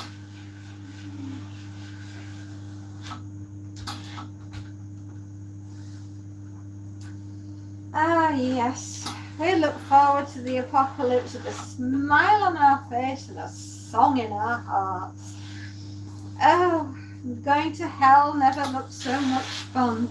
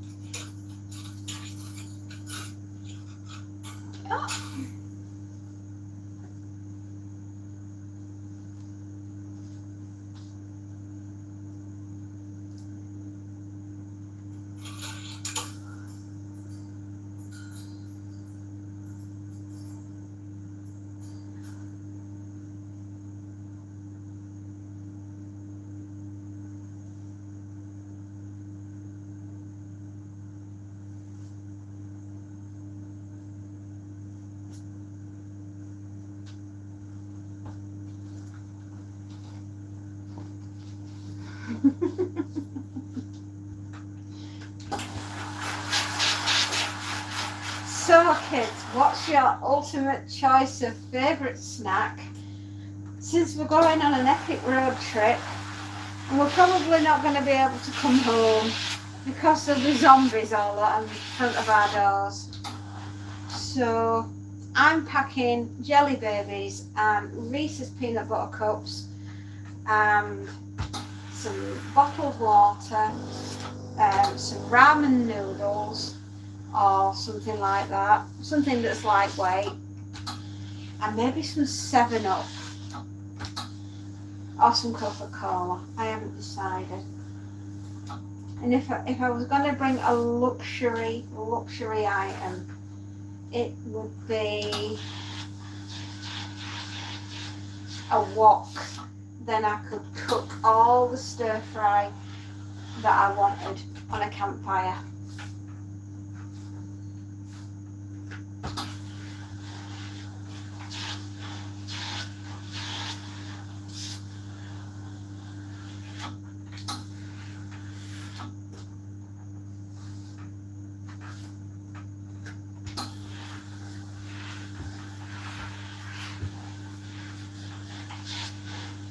And probably some Hubba Bubba bubble gum, either apple or strawberry flavour. And I'm not sure if it was just a limited edition, but if they still make it, I'd really like the Coca-Cola Hubba Bubba. And I believe a long time ago they did a watermelon flavour.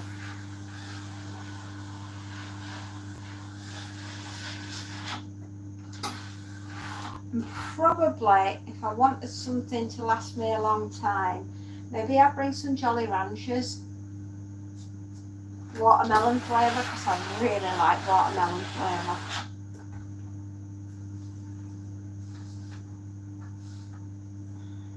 And probably a bow and arrow, because I'm not too bad with a bow and arrow.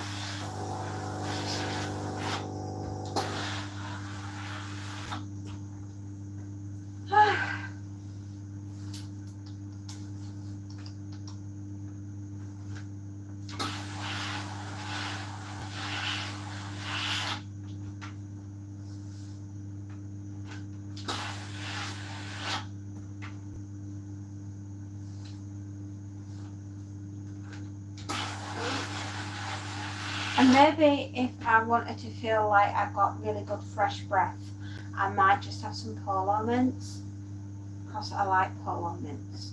Polo mints are rather delicious.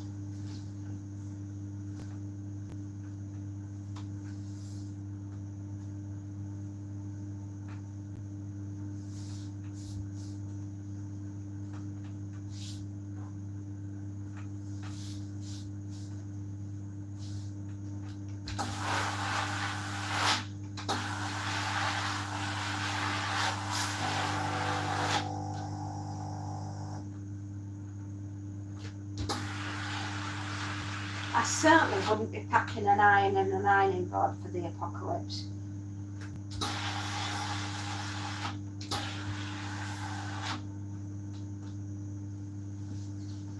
Not unless the iron was plugged in and then I could just bop them on the head with it.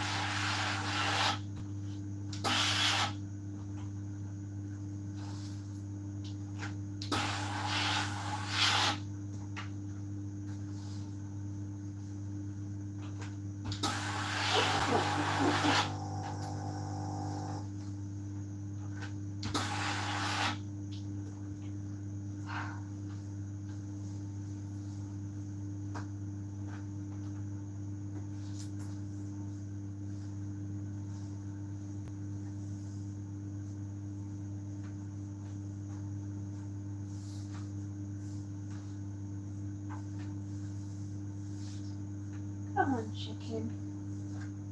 Try and wear the sleeve out. One of those really annoying pieces of gingham, this one, and it won't lay flat.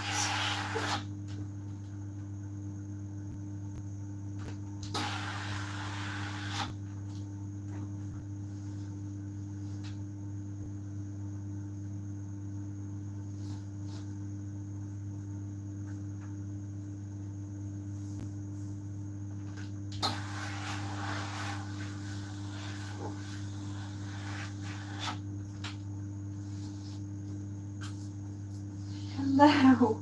Hello to so many people. Hi.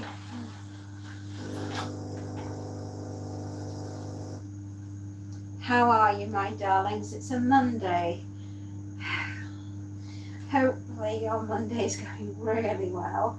And thank you for popping by. You absolute darlings.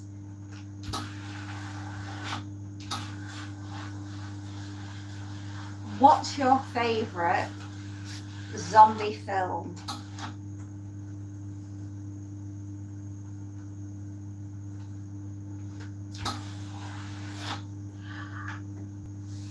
Dawn of the Dead for me, but the original 1970s one.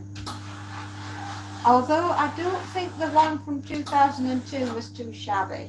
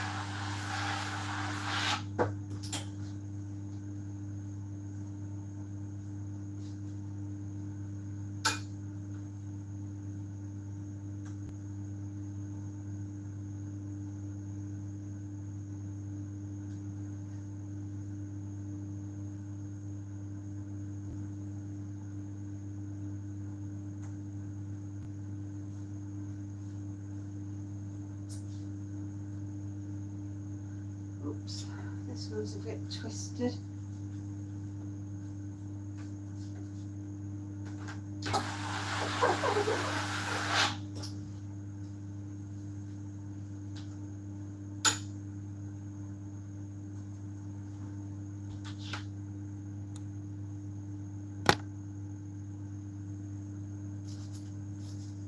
You're going to the park? Oh, World War Z. Oh, thank God. Me too. World War Z. Absolutely love World War Z. See you later, Sophie. Have a lovely afternoon, my darling.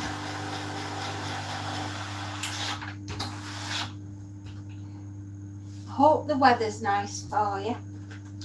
Remember, if we do have a zombie attack, don't climb up a tree. Because apparently zombies can climb trees. Very clever ones can anyway. World War Z is on Netflix again. Don't get me wrong, I love the film, but I love the book so much more.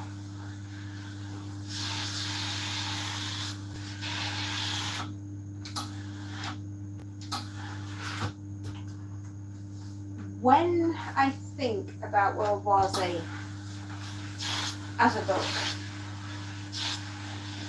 you know, by Max Brooks, that lad has really, really studied people, and he's also, who's here? Oh, Olga. Is it Olga? Olga, hi Olga. Lovely to see you, my darling. Let's say Max Brooks has really studied emergency preparedness. I mean, not just like emergency preparedness as in like for civilians, but he's looked at and studied actual protocol, sit reps, and everything else that goes with planning for a major acts.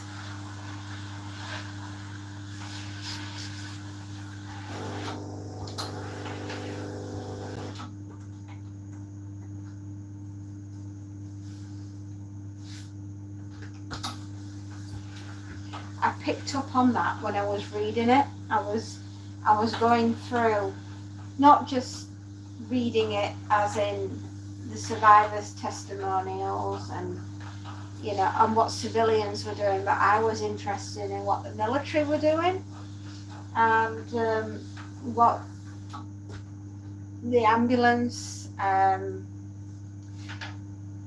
In America, you've got FEMA.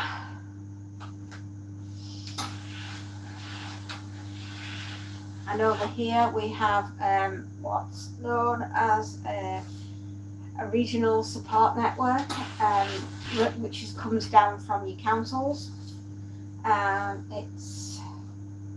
You've got a command centre within your local council for anything that can and does go wrong. We have them for in case of emergencies, ICE.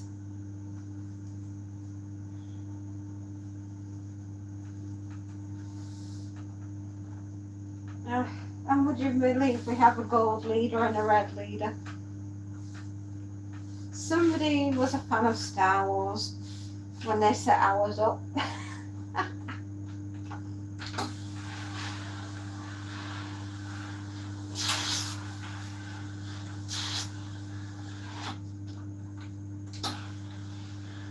And we have commanders in our local councils.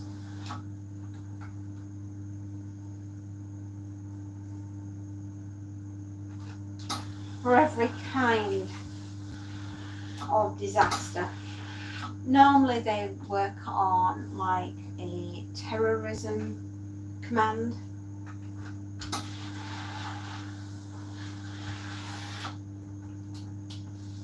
But we worked to the protocol when we were doing COVID, when we were key workers. And let's just say, when you worked to regional command in a disaster,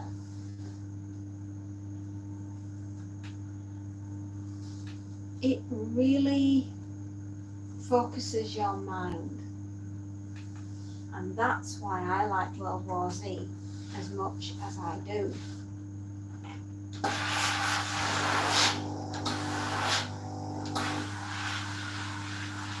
You see, you think about our motorway system, and you've seen the gantries that the signage hangs from, and that people can get up there and they can walk. Well, that serves as two purposes. Obviously it's for your signage, so you can hang your signage up for your roads. But you can also get people up there to change the signage and monitor things from a good level to see what's coming either way.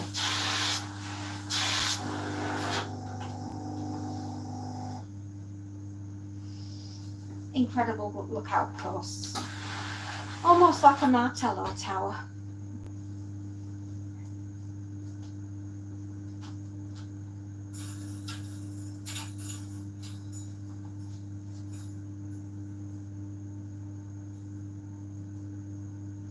and they have the ability to tap into comms up there because they are running on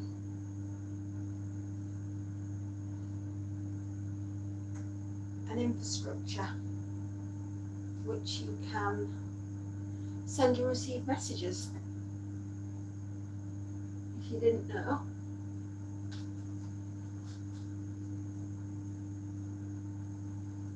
Very interesting, isn't it? Yeah, you're learning something today. So learning something new.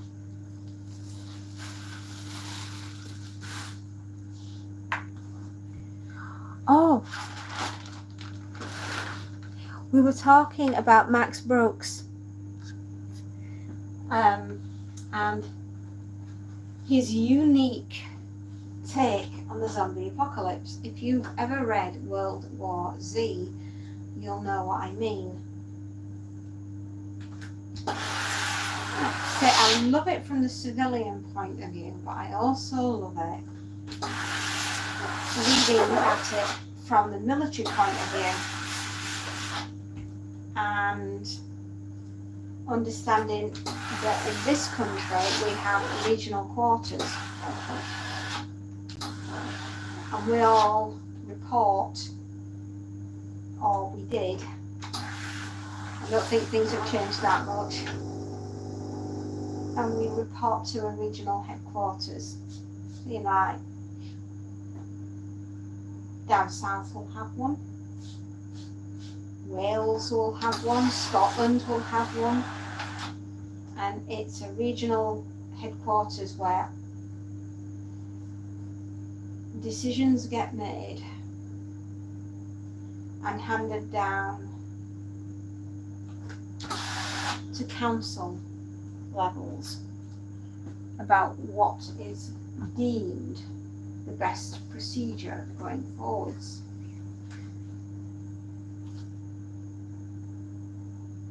Oh.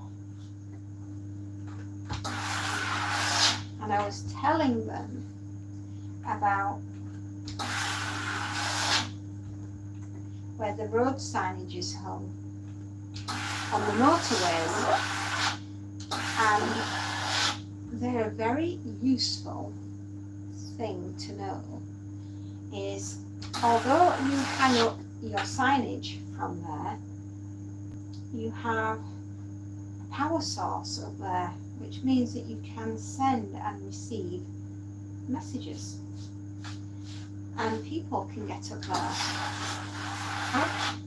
and they make excellent Martello towers. I know, kids, play more with Claymore.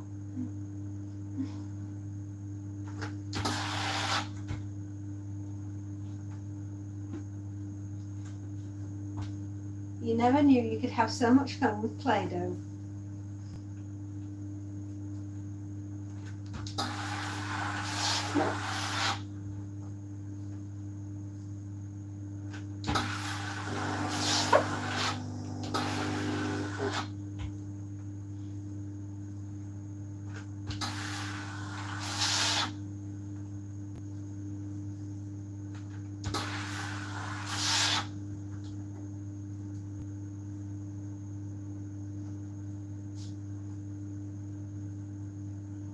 As I was saying, when we were key workers during the COVID pandemic,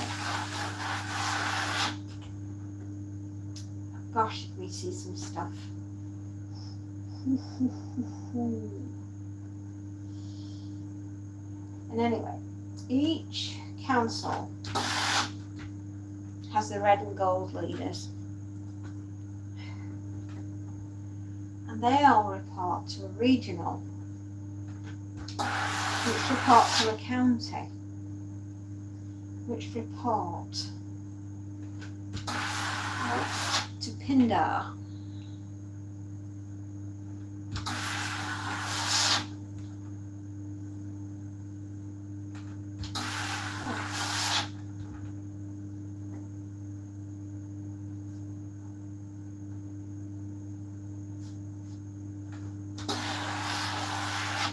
assuming there's anything left there.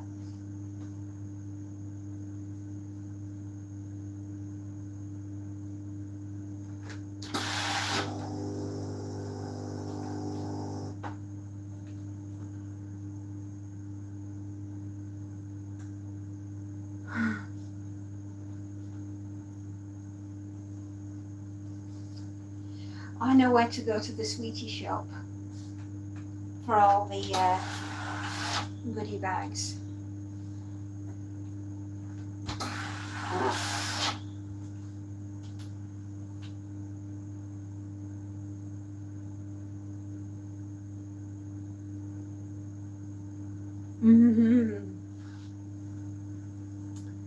And if you're ever in a real pickle and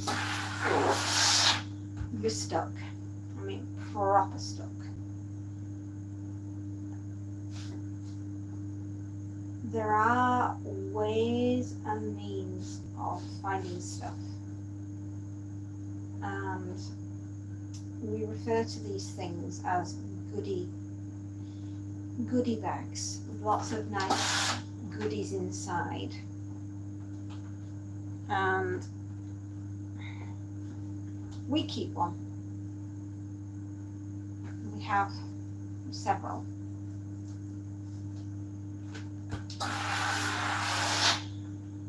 All units carry them. Max Brooks was referring to with his book, World War Z. Fabulous book. Fabulous.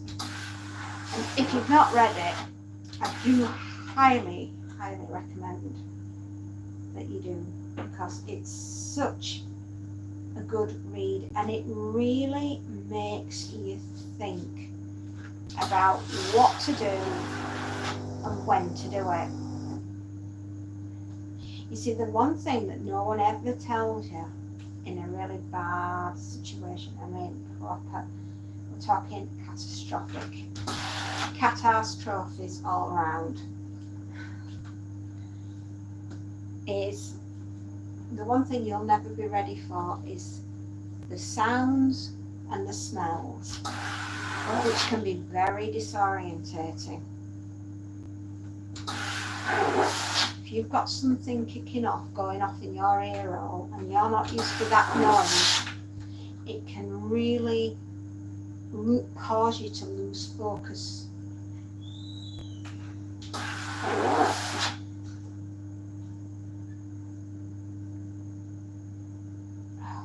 These handkerchiefs, I've got loads of them.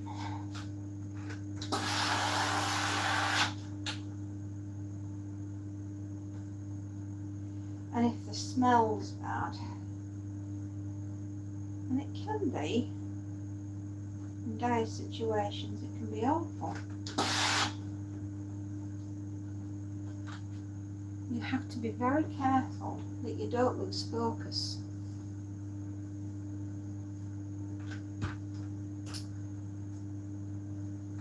And your ability to think on your feet. Sometimes you might have only 10 seconds to make a very, very big decision. I'll give you an instance. You've got two patients. One that's screaming very loudly and one that's very quiet. Which one do you go to first?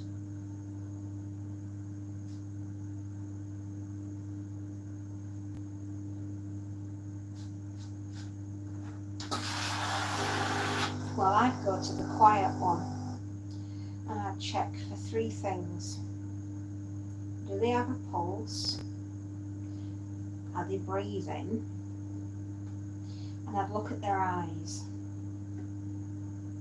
And if their eyes, if their pupils are blown and dilated and there's no pulse and they're not breathing, I'd leave them.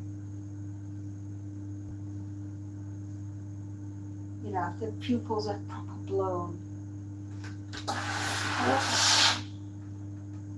Because I just know that I could not help them. sounds awful, but you have to make decisions like that so fast.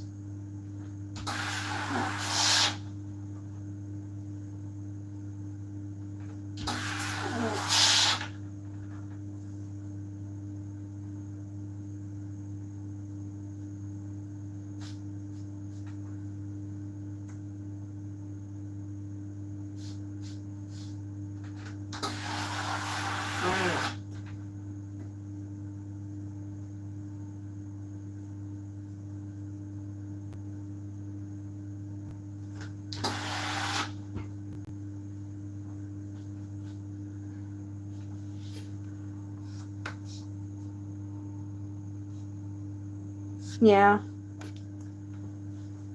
I take it you'll be looking for the same sweeties I'm looking for.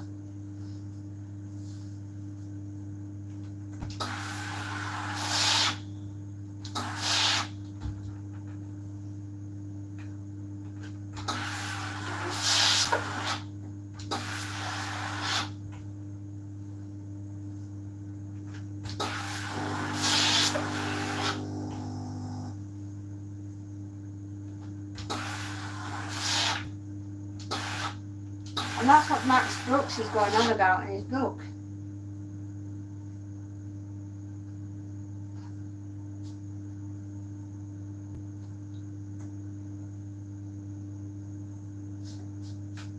And if you've not read it, give yourself a treat. Please do read it. It is fantastic. It's an excellent, excellent choice. It's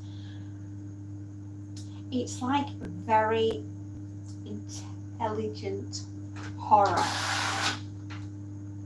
And I like that. Sometimes I like something silly. Something unbelievably silly. And then other times I like an incredibly intelligent horror. And that's what I've got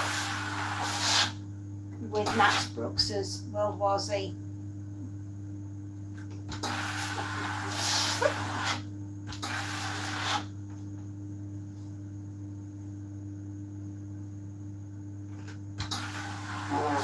One day, I think World War Z will get taught in English literature because it's that good. You want to engage a student, you want them to learn about writing and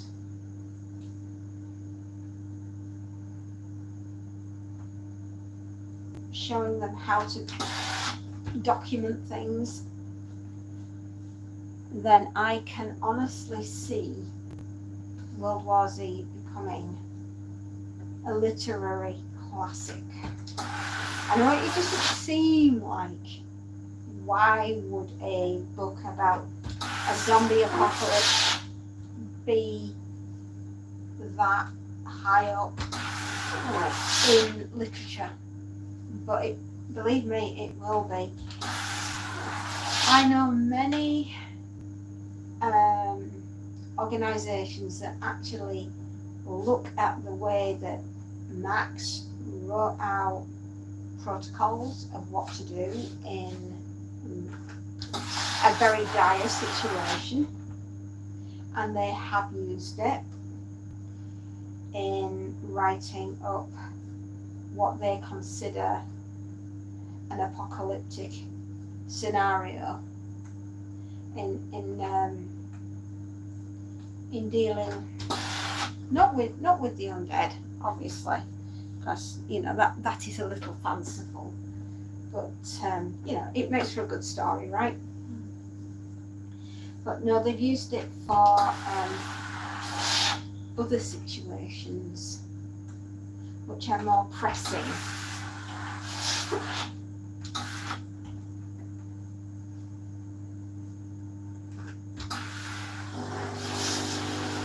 And a lot of the ideas that were in World War Z, which are very practical,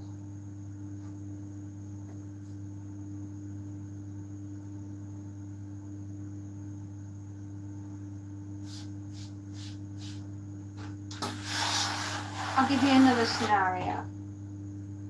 You are on a patrol and you got 6 or 8 of you, right? Just depending on how big your patrol is. And you fan out, right? You'll have 2 on point. You'll have 2 in reserve. Right, that's 4. Yeah? What are your other 4 doing? You'll have 2 either side flanking, right? You've got 2 in the middle. And what the 2 in the middle, what do you reckon their job is?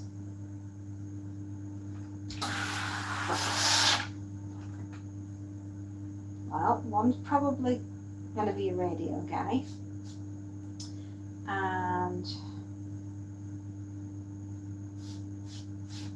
your other one's going to be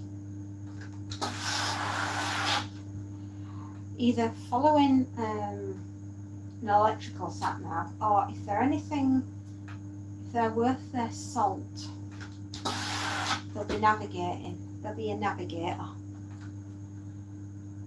And they'll be keeping you on the right track. If they're really good, they'll be able to properly map read with a compass. And if they're really good, they'll be able to navigate you by the sun and the moon and the stars.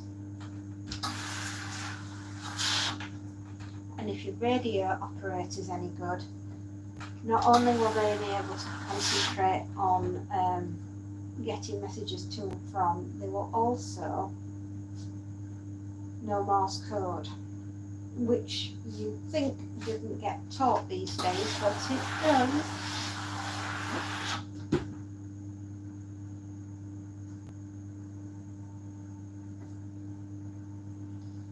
And everybody takes a turn in being on point. No exceptions. And you will also have a cook in that team, and you'll have a medic, or if you're really lucky, all of you are going to have some bondage experience.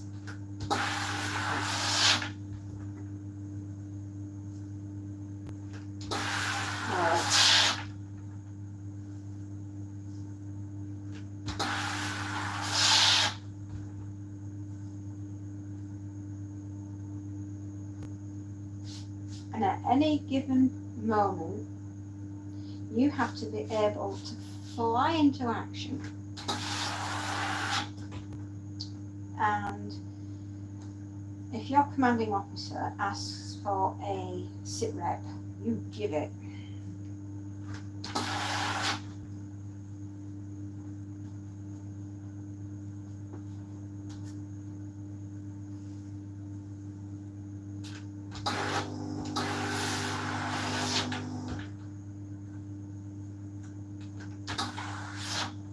And that's what Max Brooks is going on about within his zombie book, which I honestly, I've read it cover to cover. I absolutely adore it. I may even still have it on audio somewhere on one of my playlists. I'm not sure if it's still up, but I mean, obviously, help yourselves. I've also done a full-on book review, several, because I love the book. So if you want to check that out, please do.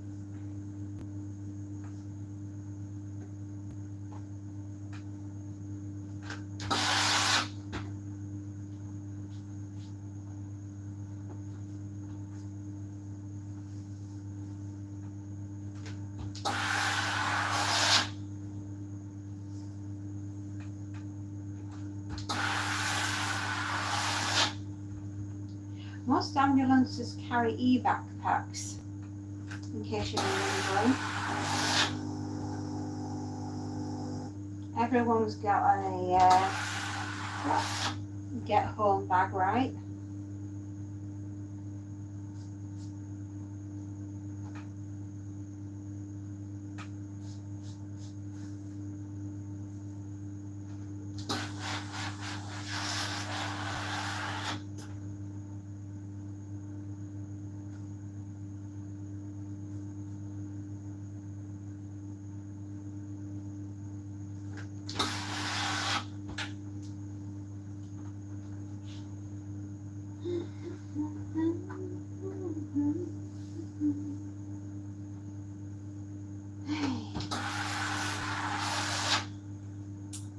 Right, we have hip hip hooray. Well done, Mum. You got through it. I am a mother first and foremost.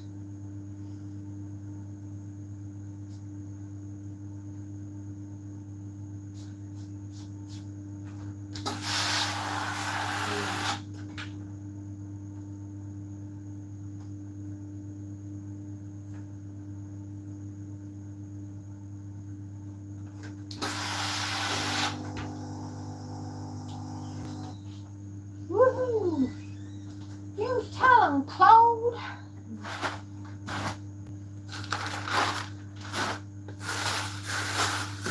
Right, yeah, nothing hiding, nothing missing. Right, we'll turn that off for now and we'll pop that down there. Let's just count up all of these because there is a lot. And then we can get that sorted. 1, 2, 3, 4, 5, 6, 7, 8, 9, 10, 11, 12, 13, 14, 15, 16, 17, 18, 19.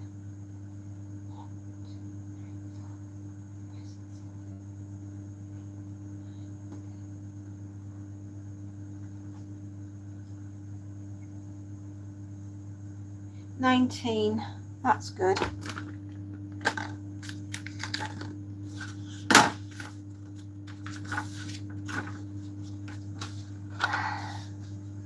$19 hankies.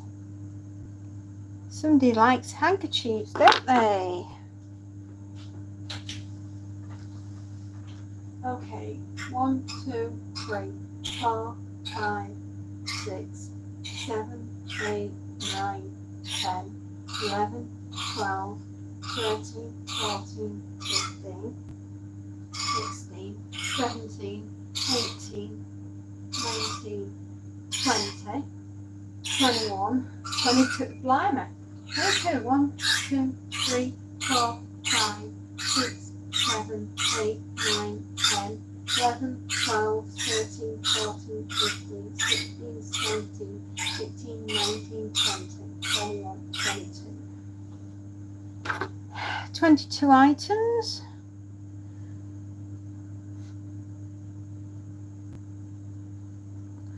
Okay, let's go into memory. Nope, don't want memory. I want the other one.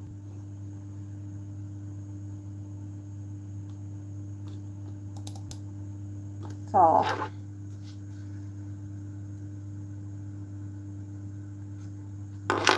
Okay, shut that down, open that up. Right.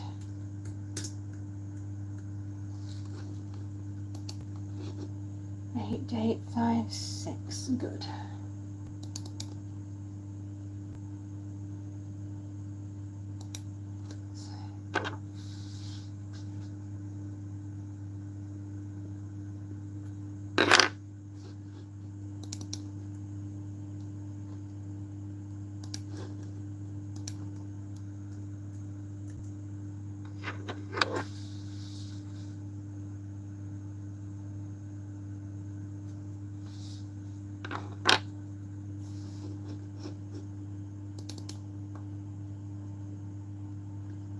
There we go.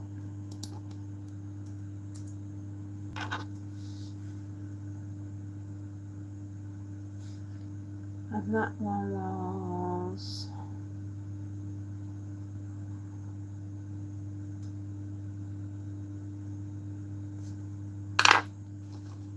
Okay, record.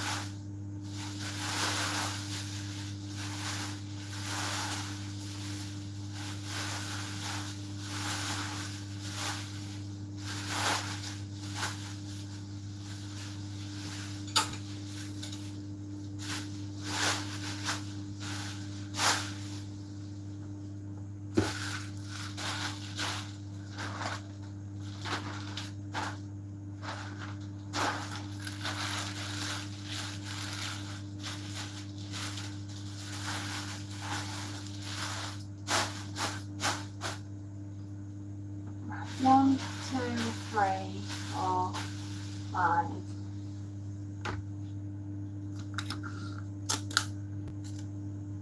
Well, I'm 15 minutes behind. No good. 5.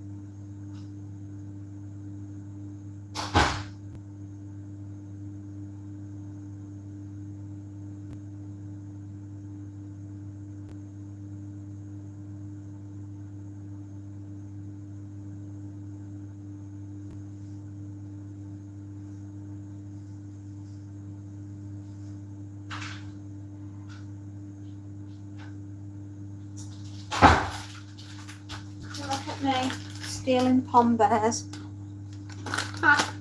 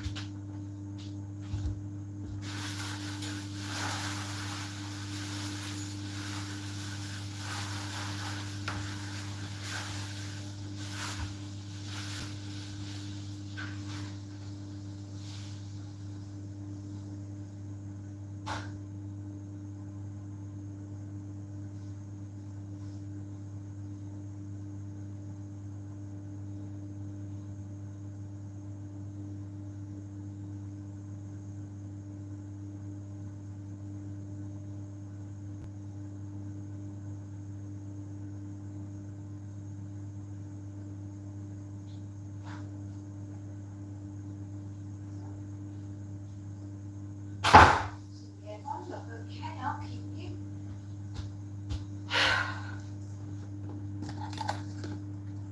Stolen pom bears have no calories. That's what I tell myself.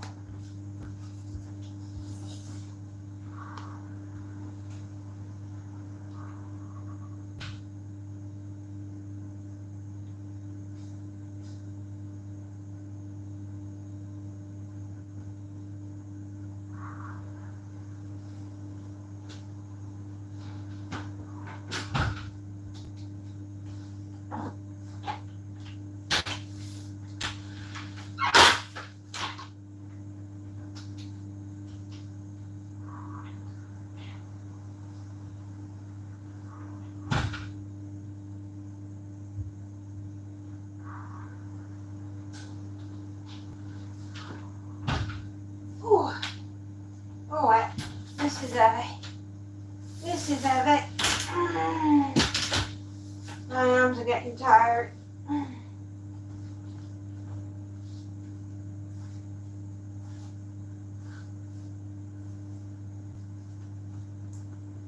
Right. What we got? Right.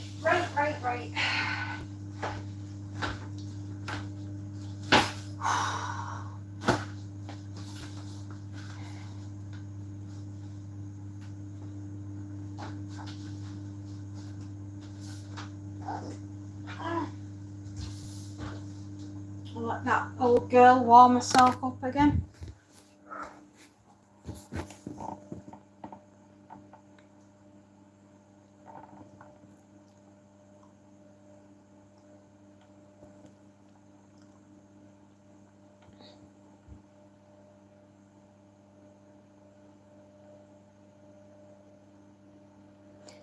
Garment.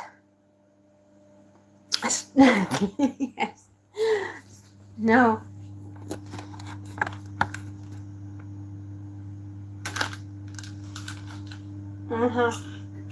I'm gonna eat a lot and I'm not gonna feel guilty. No.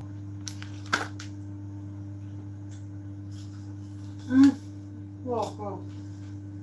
Mm-mm.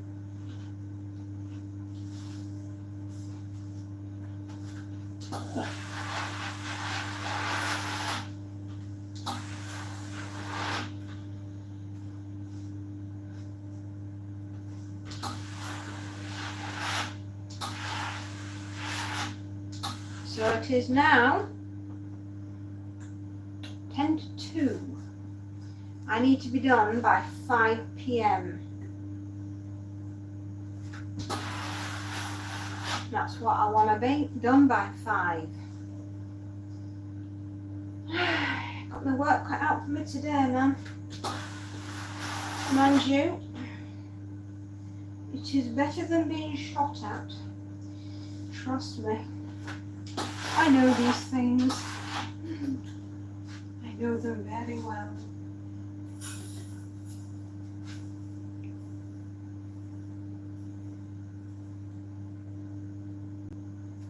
I'm glad you can navigate by the compass, but being able to navigate by the stars, that's a good one.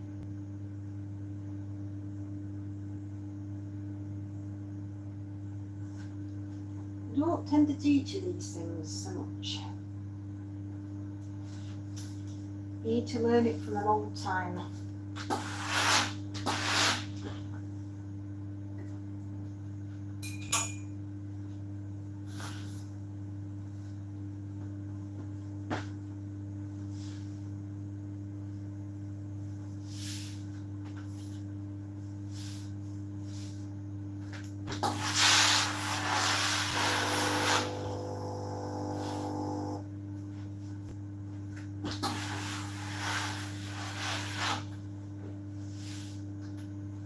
I'll be doing a stir fry tonight, another space nut. I can't wait.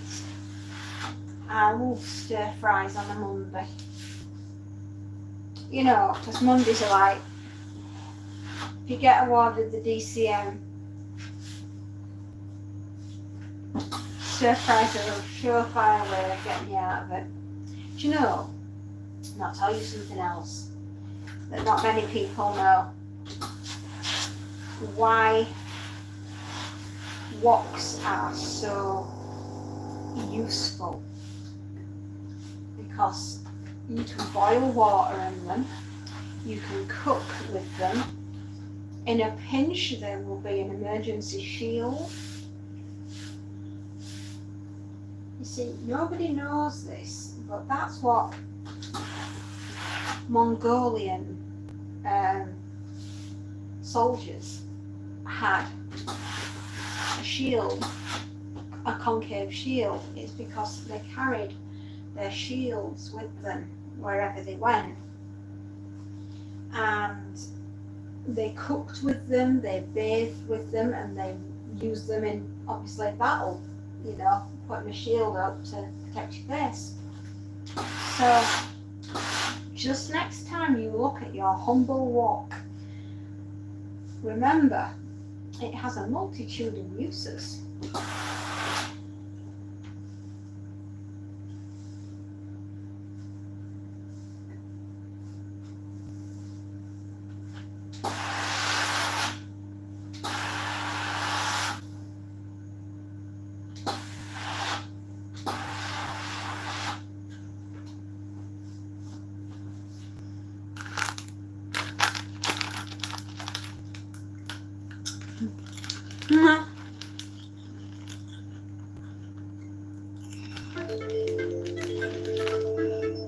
I do indeed.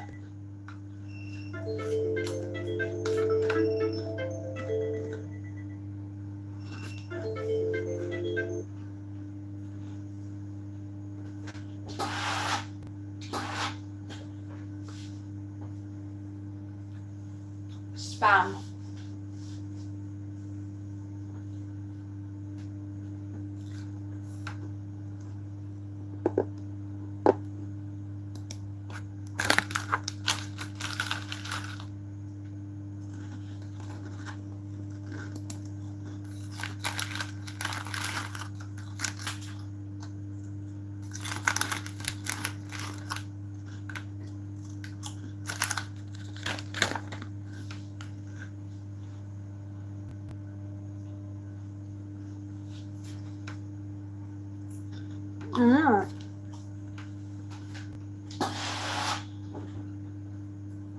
And just remember that a wok is a very, very, very useful piece of equipment. And if I was in a situation I want a wok. Above all cooking implements, I would want a cast iron wok.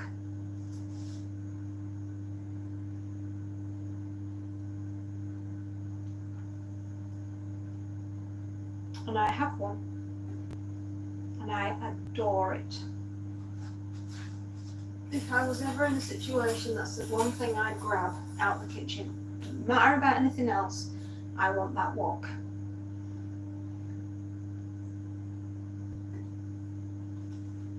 It's the most versatile kitchen appliance you will ever own in your entire life. You can literally cook anything in it. And like I say, you can boil water, and in a pinch it becomes something to protect you. Who wouldn't want a wok?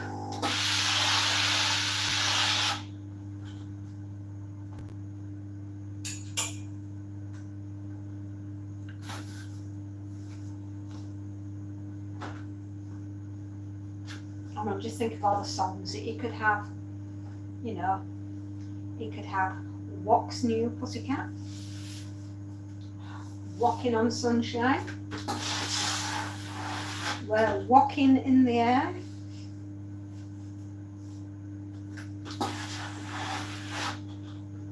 What's It All About outfit,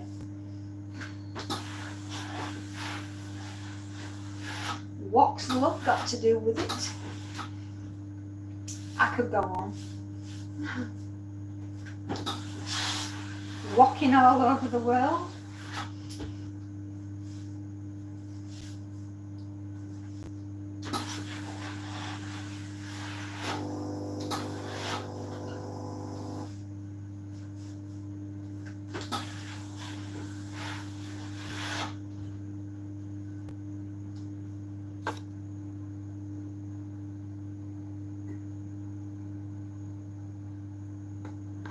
You see? You could have several woks.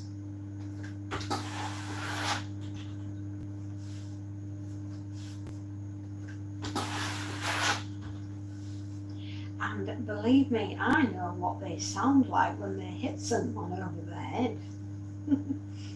Yes, it makes a satisfying sound, I can tell you.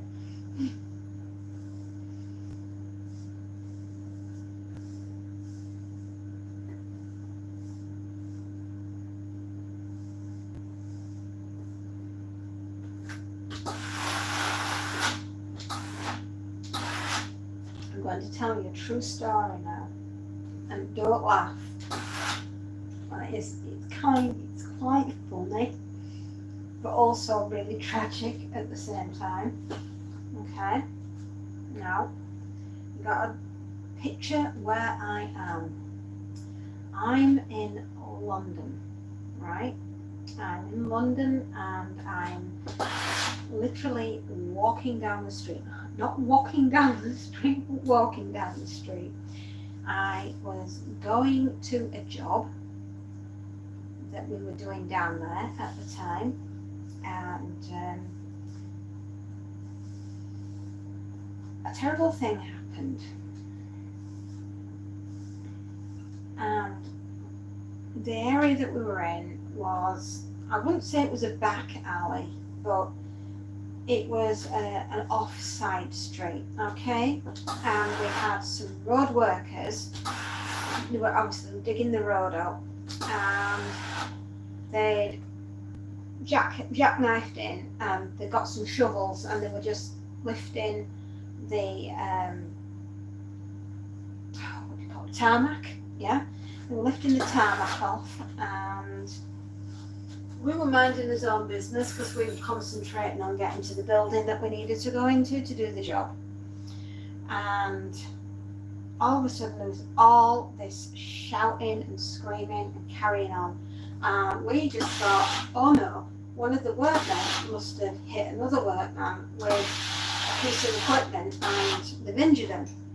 But no, it wasn't that. It was way more interesting than that. Anyhow, we heard all this shouting and carrying on, and then somebody yelled, "Stop thief!" and this old lady had been thrown onto the floor, and the poor darling, she'd just like, she'd gone with a bit of a bang, a bit of a tumble, and she just said, he's got my handbag. And we looked up to see that both of the road workers, you know, the council road workers, that they were fixing you know, something in the road anyway. So they both gave chase, and this would-be bag thief is going off down the road, and he's proper pegging it. So we just thought, well, you know, we're going to be late for his appointment anyway with the client, so we gave chase as well. And it was like a Keystone Cop thing. And so we were all legging it off down the road, and after this young lad, and somebody stayed behind the old lady, and police got called and everything. And it was just hysterical. There's everybody terrorising it down the road, and this lad's thinking, oh, I'm going to get away, I'm going to get away. And we were going past takeaway, Chinese takeaway, right? And they must have heard the commotion too. And the next minute, no word of a lie, you could not make this up. There's this almighty dong. And the lad that's running with the bag promptly drops down on the road like a sack of spuds. I'm not joking. It was so flipping comical. The roadmen stopped running, and we didn't stop running. We ran into the roadmen, and they just stood there looking at this lad. And he's laid out cold on the floor, and looking to the shop doorway, and there's a young lad with a flipping wok in his hand, and he belted this guy, just like smacked him straight over the head. And I'm not joking, and it sounded like a bell. It just went dong, like just like that. I mean, it was just so, oh man, it was like something out of a comedy. It was like a comedy show. You know, if you imagine the 90s when we used to watch the Fast Show with Paul Merton and Harry Enfield, yeah, I think those two were in it.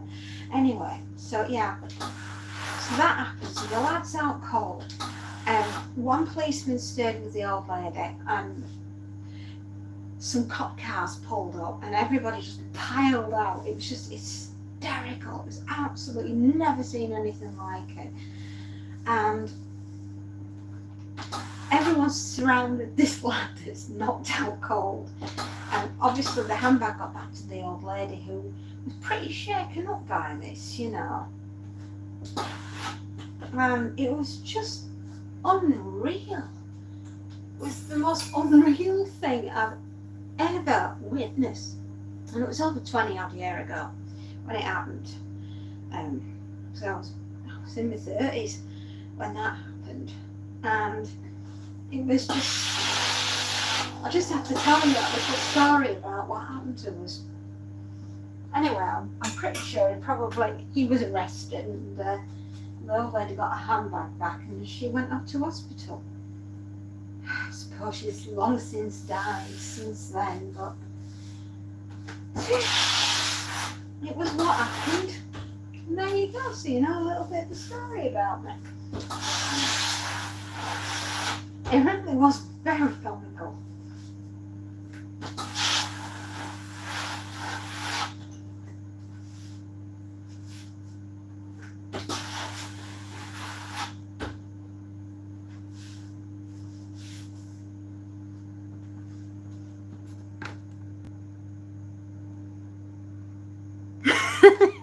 Yes, very good marketing for walks.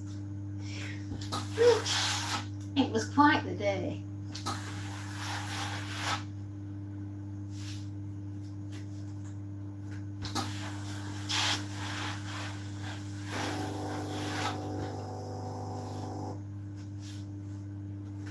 It's just one of those things that, you know, you'll never forget it.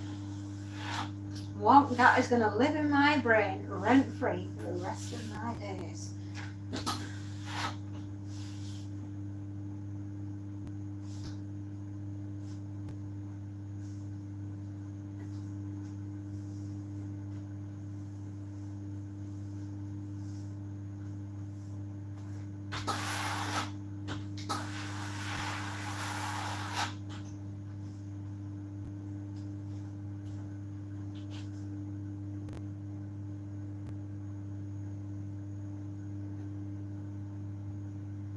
Oh, yeah. Well, I don't work down there anymore. I don't work anywhere other than where I am. Things have got difficult, haven't they? I honestly, it takes a special skill set of survival skills. And good luck to anyone who lives within the big city. I know I couldn't do it. I'm a little country mouse, me.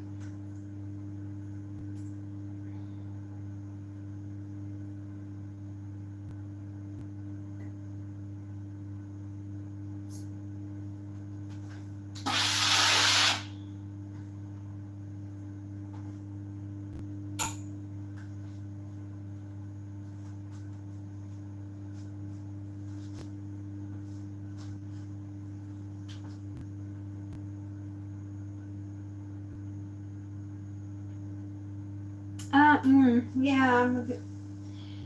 Yes, I agree.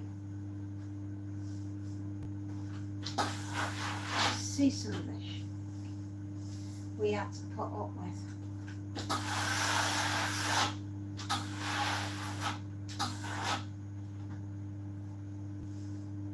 And then how much we were all thrown collectively under the bus afterwards. If I was to be asked, would I do it again? Good question. I don't know.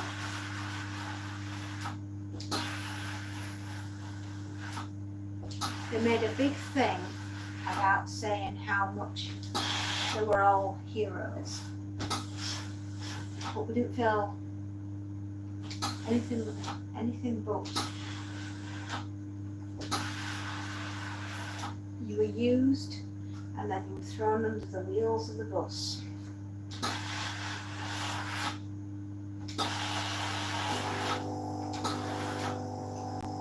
That's just how I could describe it.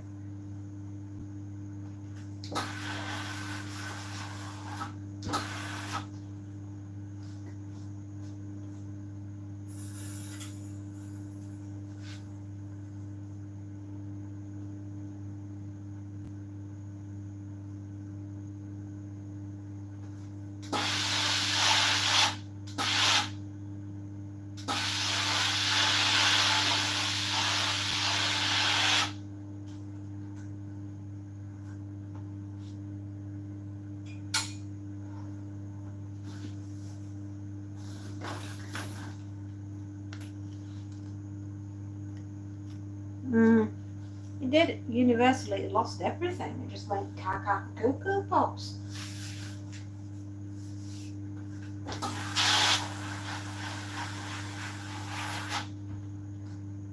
I'm gonna have to pop you on power.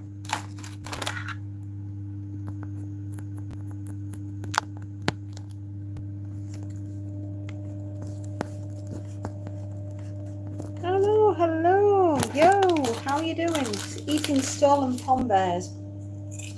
There's no calories in stolen food.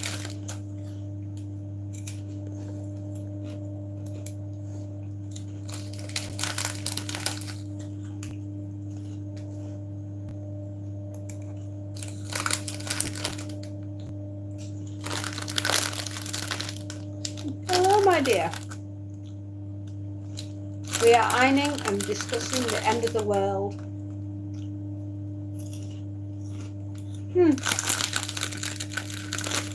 Welcome. consider subscribing. And if you want to, give us a thumbs up.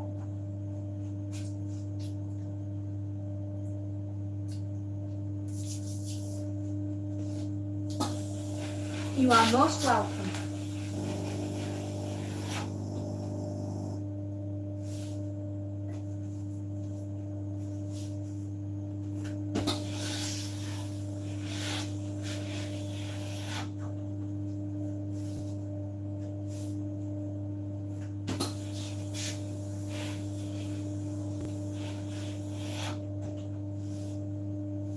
We are talking about the book by Max Brooks, World War Z. And situational things that were in the book, which is brilliant. If you've not read Max Brooks' World War Z, do yourself a favour, read it, it's fantastic. And if you want, I've done a couple of reviews on World War Z that you can check out if you so wish. We love horror. We love the apocalypse. We love apocalypse horror.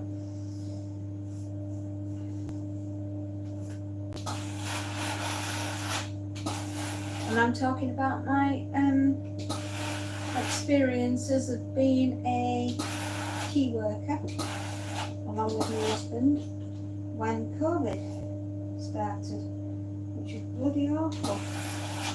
I swapped what I was doing overnight and ended up working with and just solely taking on clients that were very, very poorly.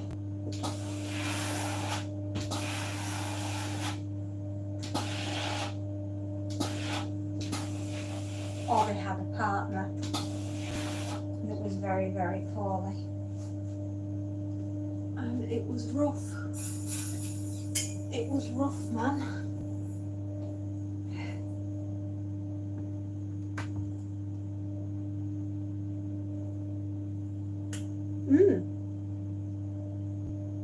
So if you like zombie apocalypse fiction, please do check out my Max Brooks review of World War Z, and I've done 2 of them.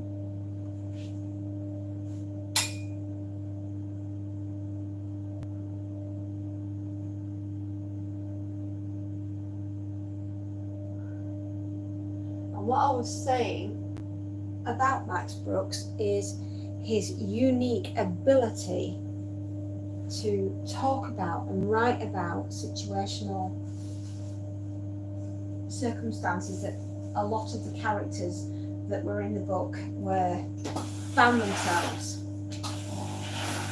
And I like the fact that it flipped from civilian to military with different situations and procedures, which the book discussed at great length about what to do in an actual disaster. I mean, I know that the zombie apocalypse is pure fiction, obviously.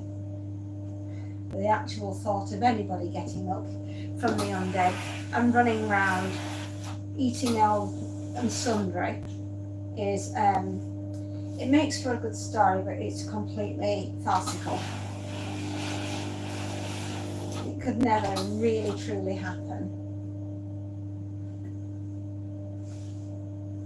However, should the patients be infected and not actual true zombies and it's running around as in a pandemic, then yes, that's very plausible.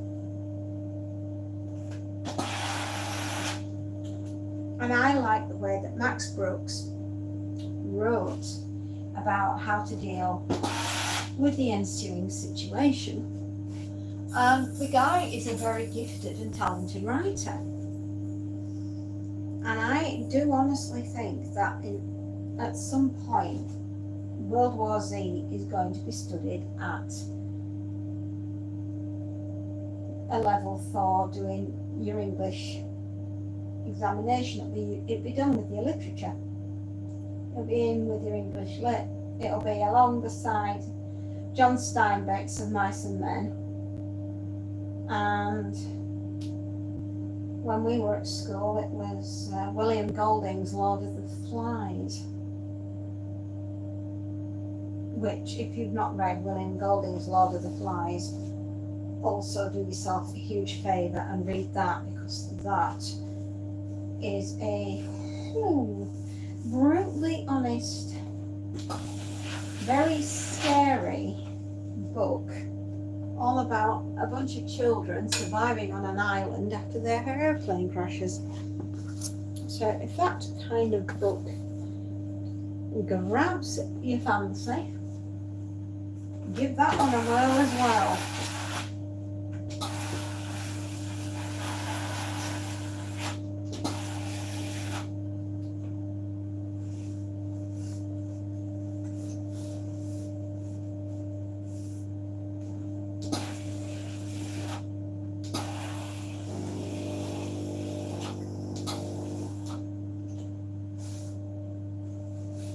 I'm going to say, weren't Ryan and Sophie cute this morning? Oh, I really hope those two hit it off and become really good friends.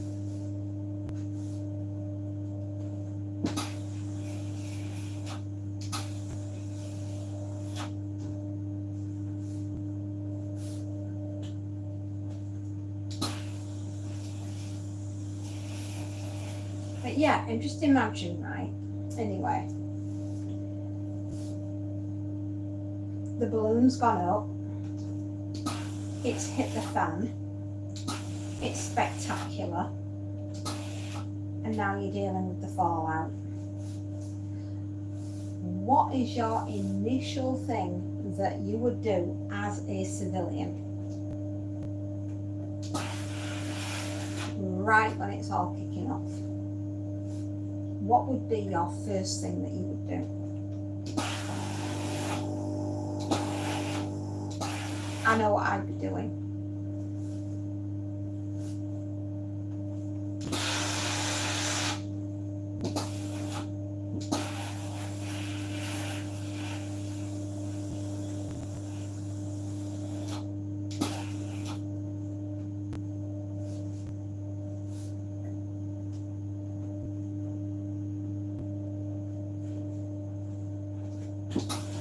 I'd be phoning. And if the phones weren't working, I'd be finding some way of getting through to where my family is to find out if everybody was okay. And then we'd have, which we do already, we have a pre-destination where we would all get to in case of something very bad happening. Everybody in the house is drilled as to where that place is. Hopefully we'll never need to do it.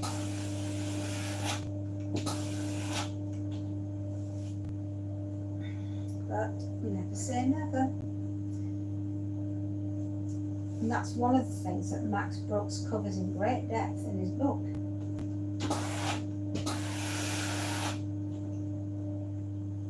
And sometimes with the best will in the world, as much as you want to be able to get to where any of your family members are, it's just not possible. So you just have to deal with the situation. Because what's the first thing that happens when you have a plan? When it meets first contact with the enemy, it always falls apart.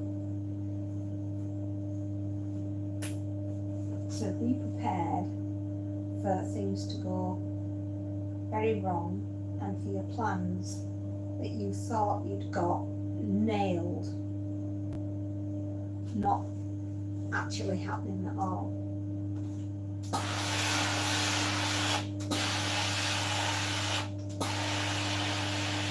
In other words, my darlings, have backups of backups.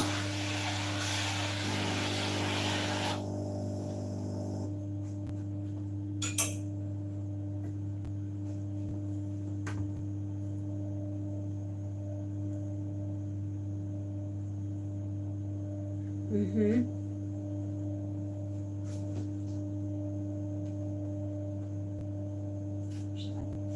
I better do these, fasten together, haven't I?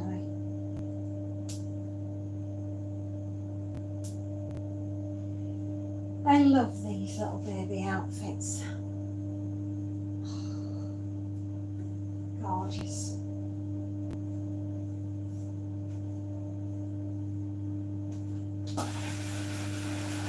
And one of the biggest things I will always advocate to explain and tell you is when things go wrong, they go wrong very quickly. And it is very easy to get totally and utterly disorientated. And I'll tell you why. It's because you're not used to the noise, you're not used to the smell, and you're not used to the panic. Right? And you really, really, really need to remember to zone all three of those out of your head immediately. It is not easy because you are going to have people running around with their backsides on fire, screaming their heads off.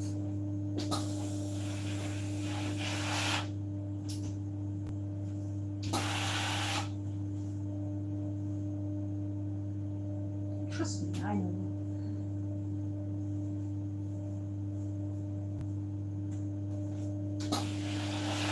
Whatever you see the masses doing, do exactly the opposite.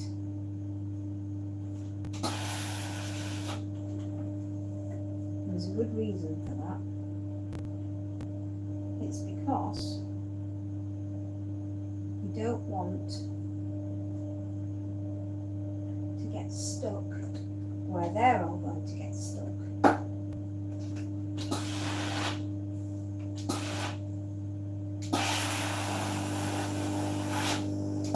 There is nothing more terrifying than everybody being corralled into the one area that you don't want to be in, and then a mass casualty event,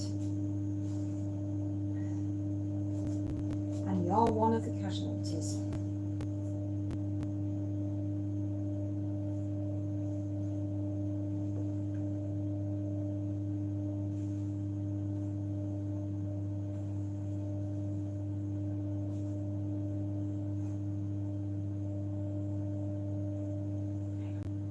I think I prefer it. Yeah, that's better. Come on, bend the little legs in. Oh, that's cute.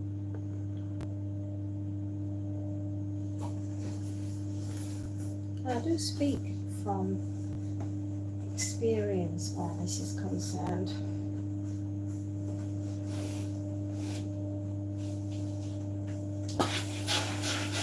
If you see me running in that direction, you keep up.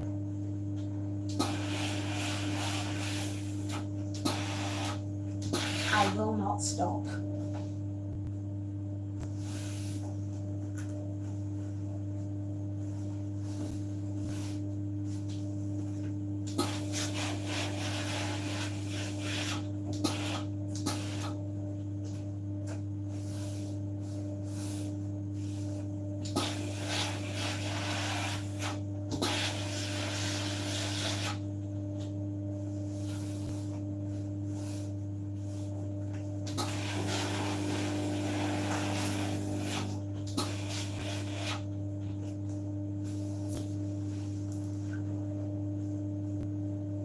And I always say, when things are looking a bit tasty, and we've been in situations where they are,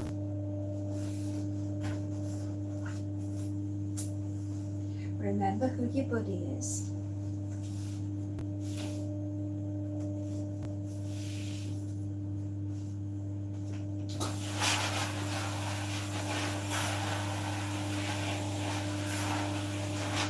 And if it's very tasty, check in on each other repeatedly throughout the day.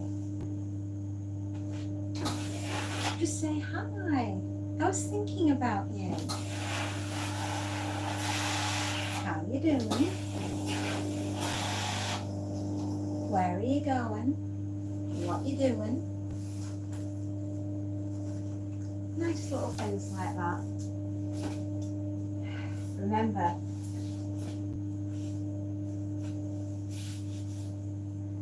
comms are quite important. And the family that talks together is the family that stays together.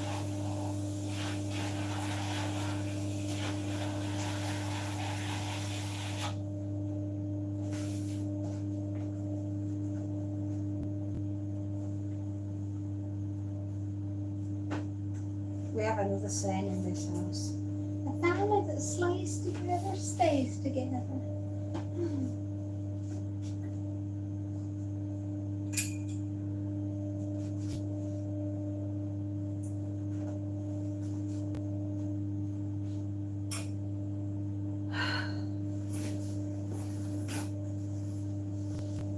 Because it's so easy to just be doing your thing, and then all of a sudden the entire situation can flip on it.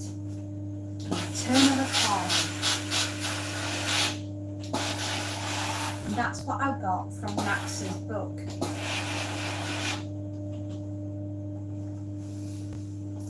There's a really, really good one. It's in South Africa. It's just a section, and it's a Paul Rudiker protocol that they put in place in the book, and it's really disconcerting when you're reading it. It's really weird, and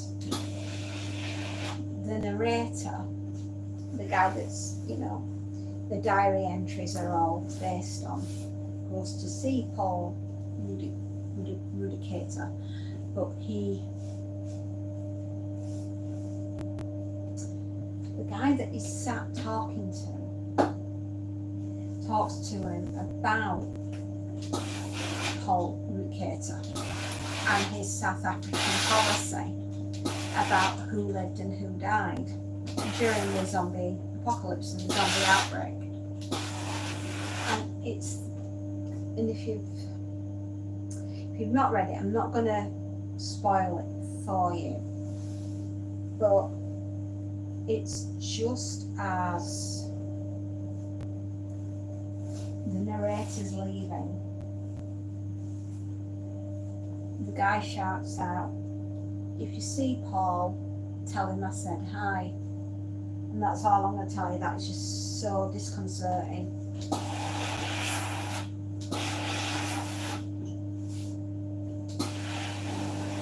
See, stress can do funny things to people.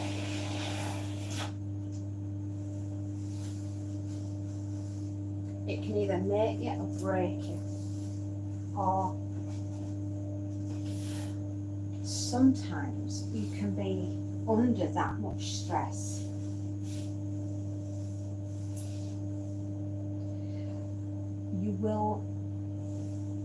You'll break in a different way. And like Japanese pottery, you can be stuck back together again. But you'll always remain broken. You'll have this nice piece of golden glue going through you. And even though everything's stuck back in the right place, it'll never look entirely like it did before it got broken. And if I was to say that would be how I am, that's a very, very good description. I'll never be the same person.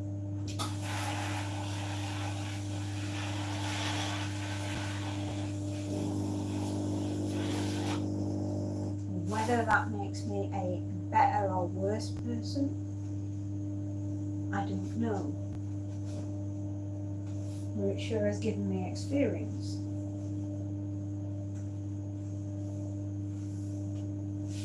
I like to think of myself as Japanese pottery. Beautiful still, but broken.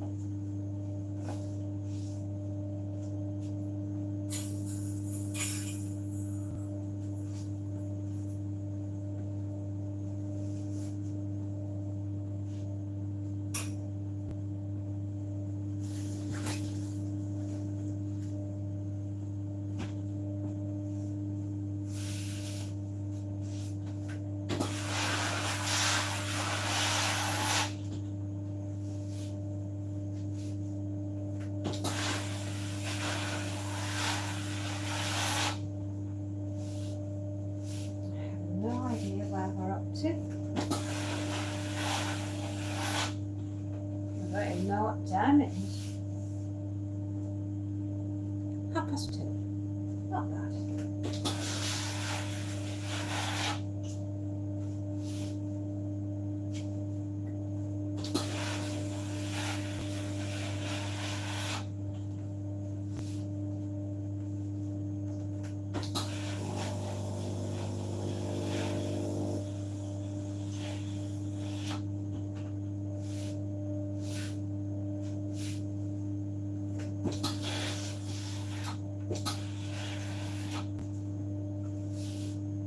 Almost finished the first bag.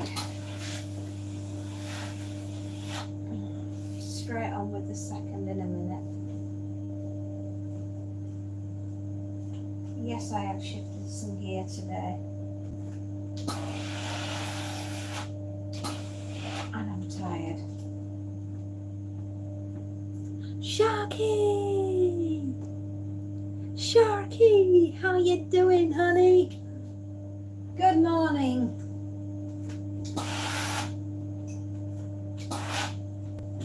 We were talking about World War Z. How are you doing, love? Are you happy to report there's no zombies in your back garden this morning?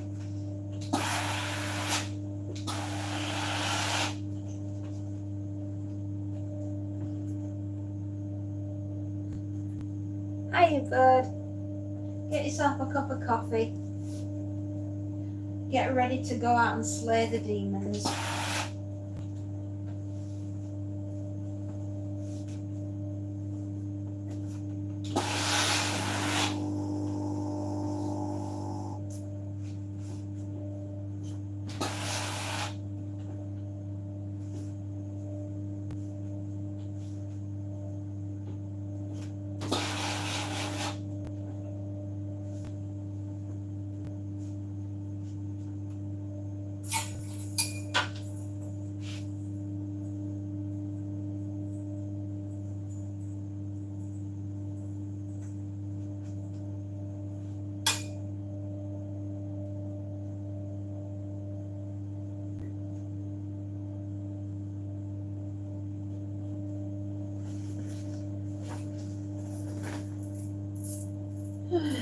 Spare hangers. I love spare hangers.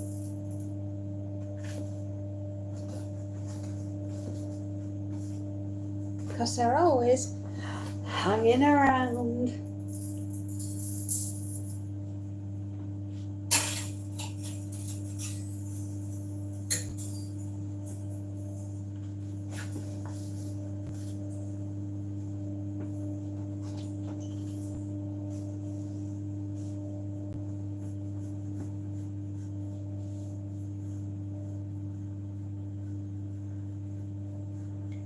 How's things up in the good old across the pond? Are you alright?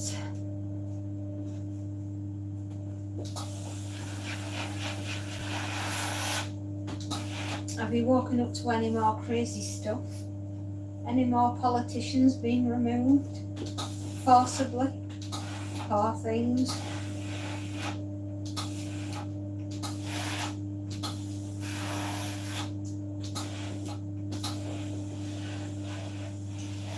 It's a funny carry on that. I've got to say, Sharky, that is a very strange carry on.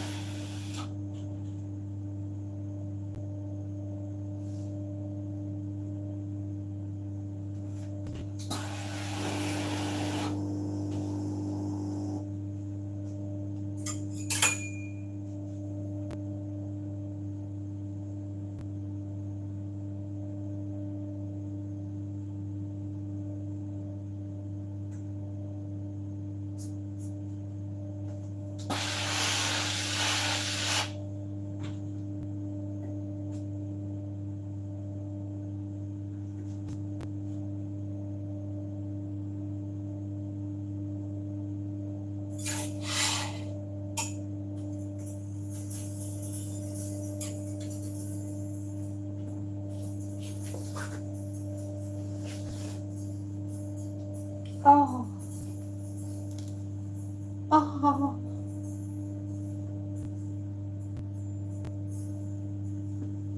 Adorable. I love babies. I would have had more children had I been able to.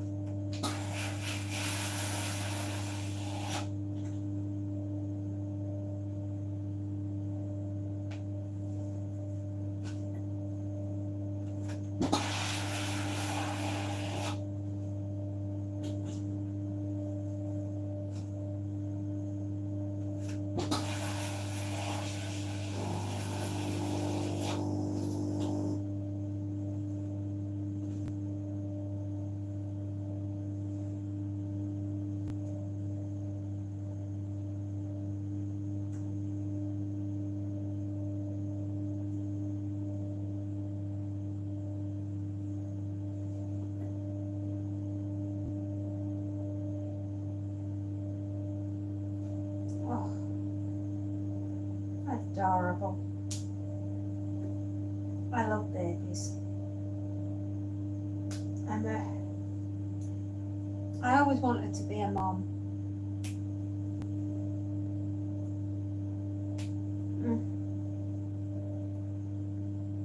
I always wanted to be her.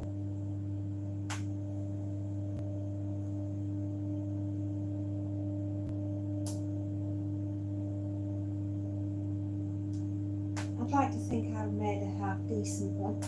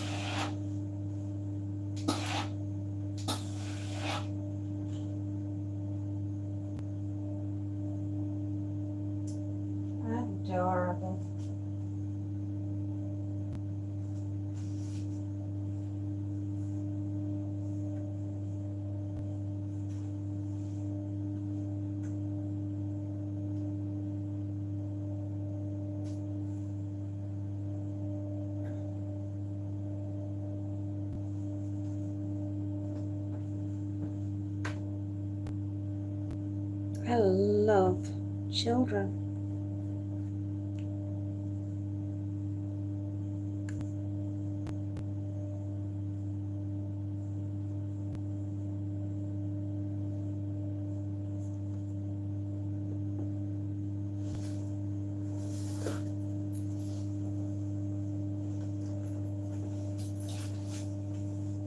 And the best things I ever did with my life was have children.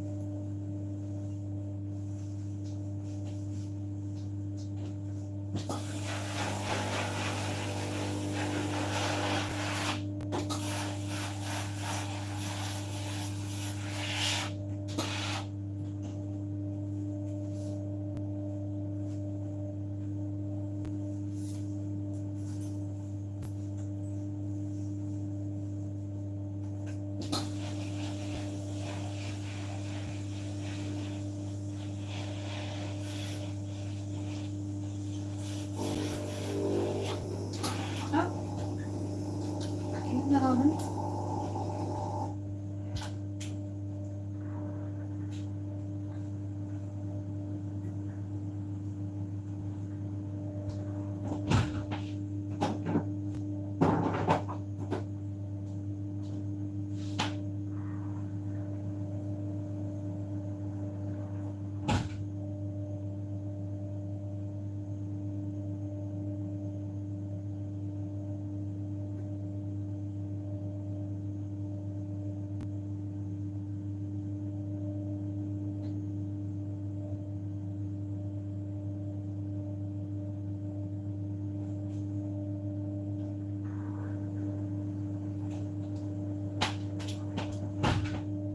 We have water.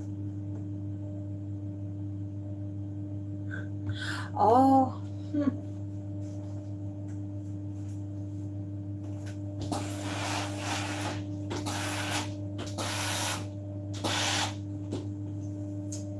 my beautiful children. It's been a privilege to be a parent. It really has been. I'm not your average mum. I think you probably worked that out by now.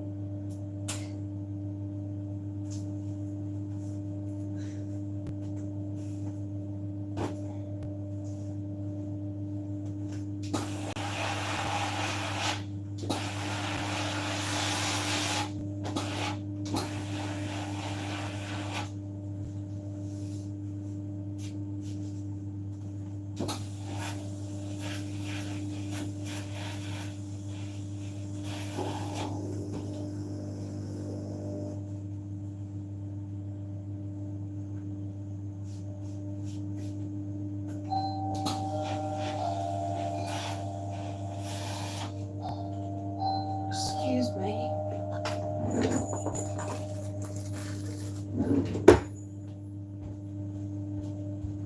Right, love, I've got it.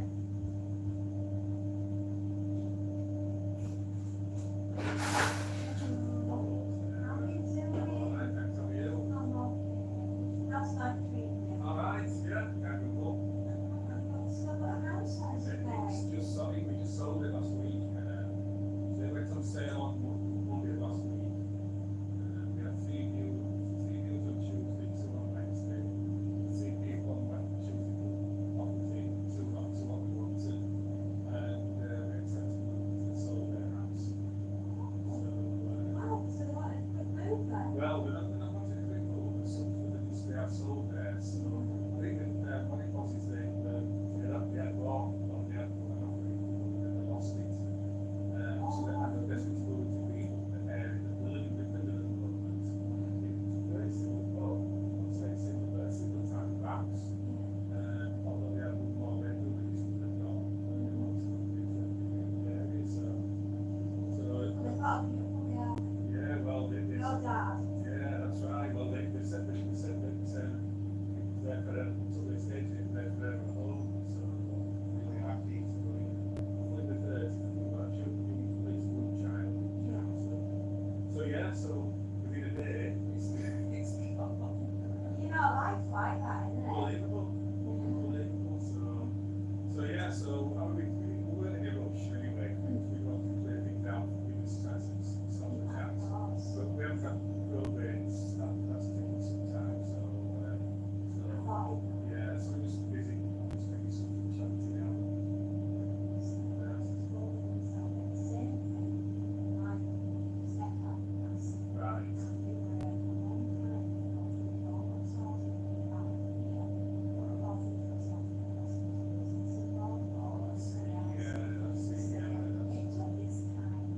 That's right, yeah.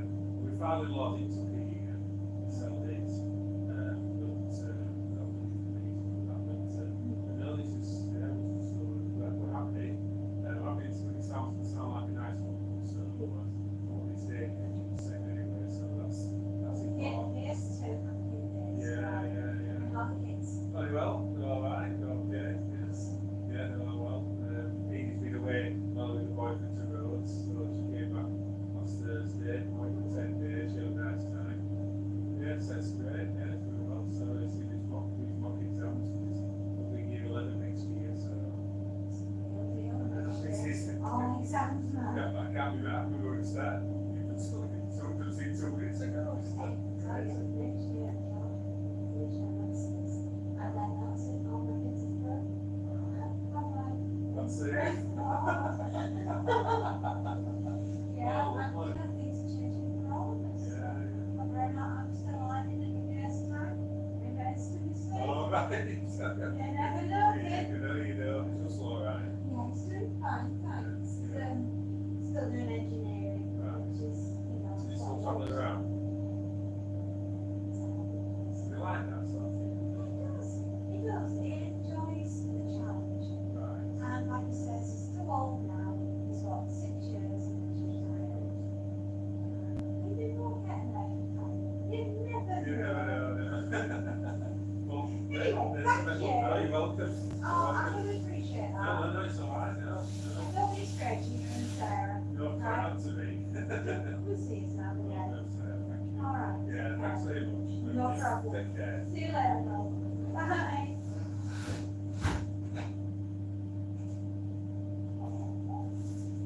So cute.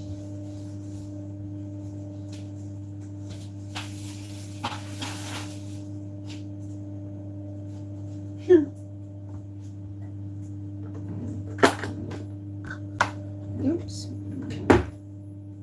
Don't want to trap that in the drawer, do we? No. No, we do not.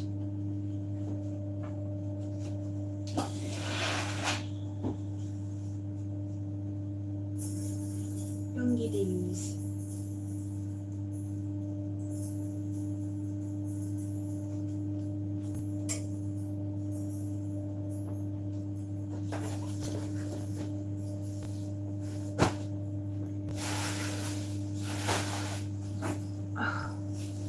Tell you what, let's grab it like that.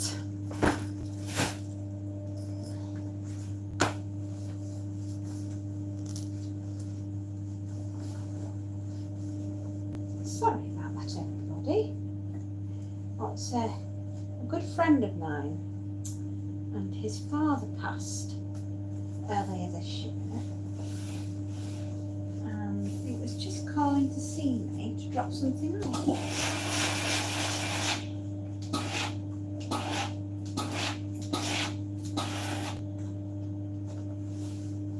All dealt with now. Another hour. I reckon another hour.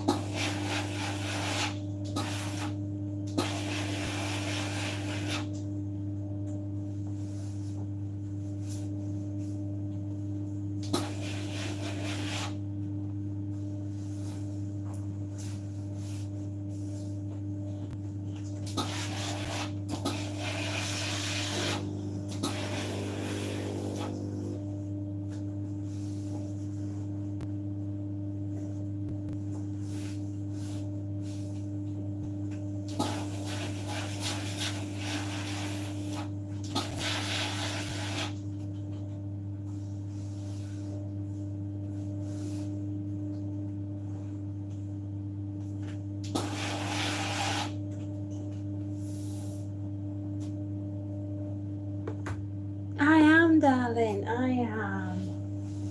I don't go too far, I promise. But I had an old friend call to see me for a few minutes. He was dropping some stuff off. And he's a good egg.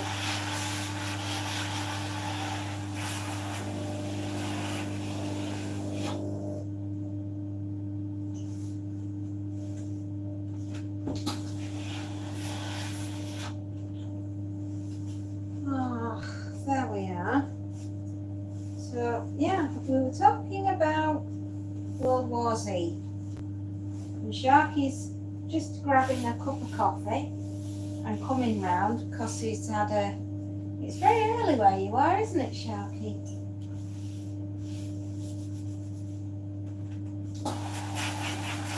And I'm hoping that you're going to have a quiet day across the pond. Look, we've had enough excitement over there to last us for next month. What we want is some quiet now, I think. But as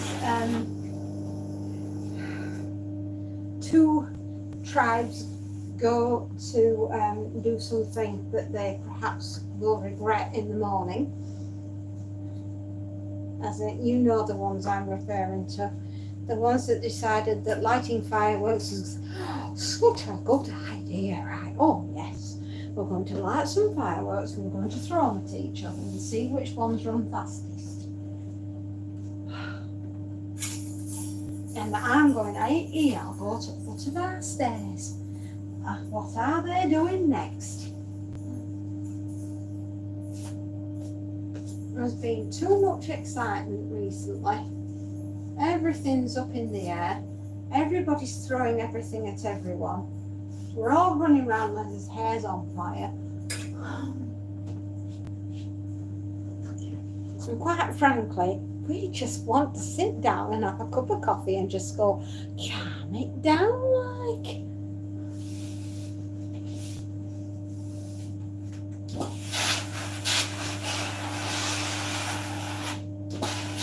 But we are also people, citizens of the world, and those of us that have been around a while know that every so often everything kicks off, all the smoke goes up in the air, and we're just sat there watching it all land all around us, and we're like, what?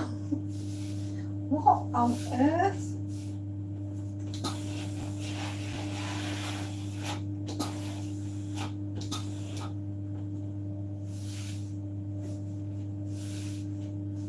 So I think I'm with Sharky on this one. It's early morning, I'm just coming round. I'd like to drink my coffee in peace. I don't want to switch the news on. I don't want to know what's going on. That's why I come on here and talk to you a lot. It's way better.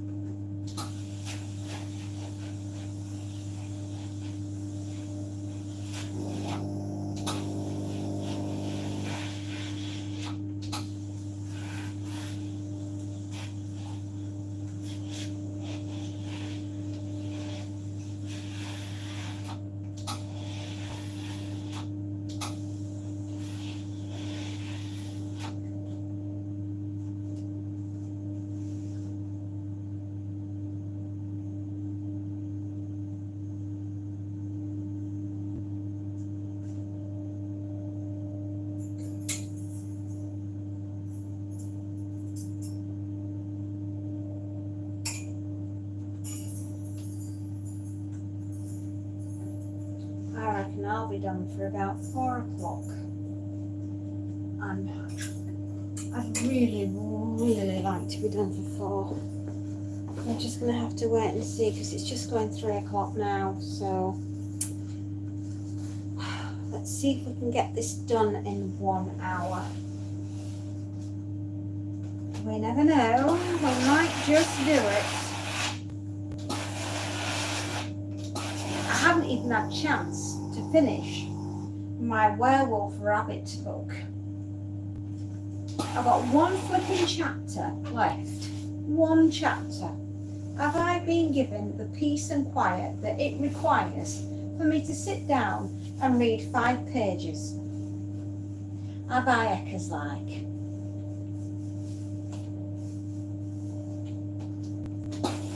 Have I Eckers like is best friends with Willie Eckers like?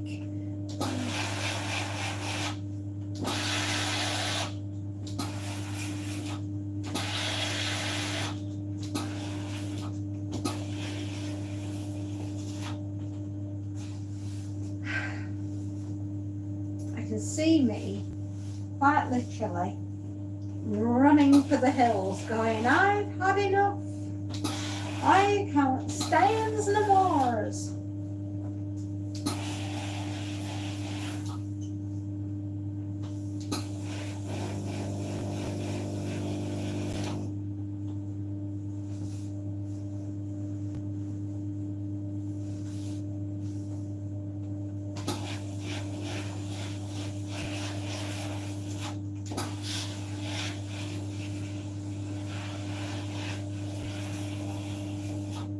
And to be honest, I've been very busy today on this little channel.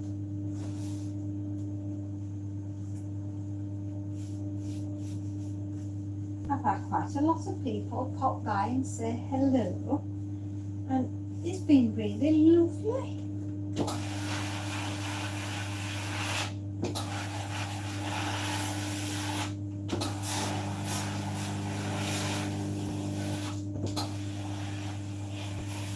And if you wanted to, whoever has popped by, if you like what we do, you can always give us a like. And if you really like what we do, you can always give us a follow and check out what we do, which is the apocalypse. We do the apocalypse with a smile on our face and a song in our heart. Who knew going to hell could be this much fun?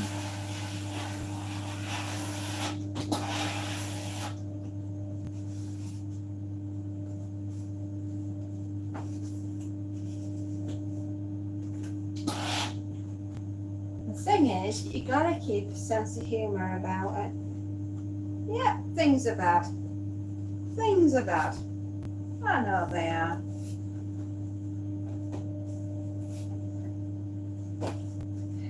But remember, at least they're not shooting at you. And that is always a good thing.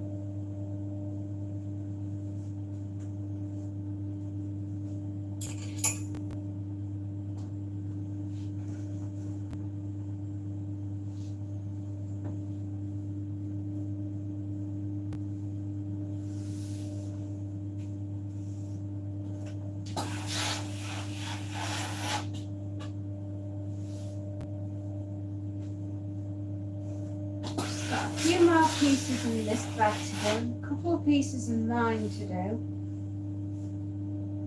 and then I want to get everything bagged in the bag.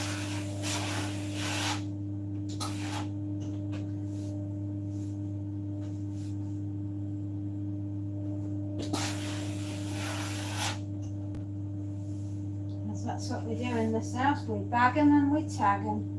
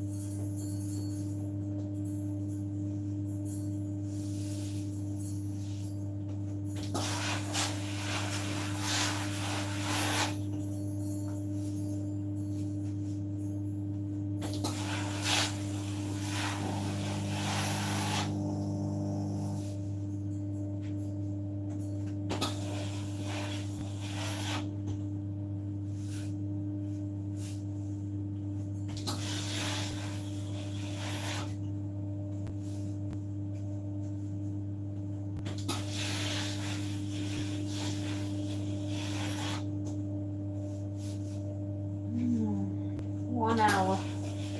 Let's see if we can get it all done in 1 hour. I've just gone 7 minutes past 3. Let's see if we can be done for about 10 past 4.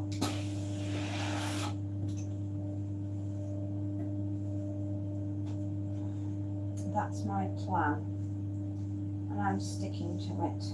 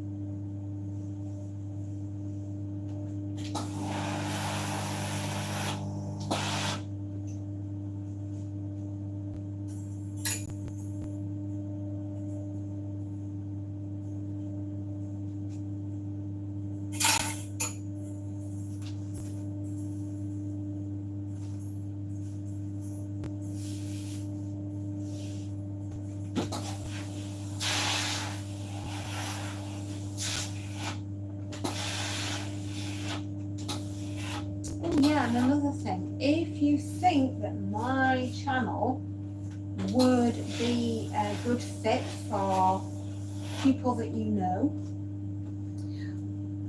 please tell them that I'm here. I don't know where Ryan is. I hope you gave him hell, honey. I really do. I don't know where he is. I don't know where Ryan is. He said something about having a headache and he needed to take a bit of time off. So perhaps he's gone for a little rest.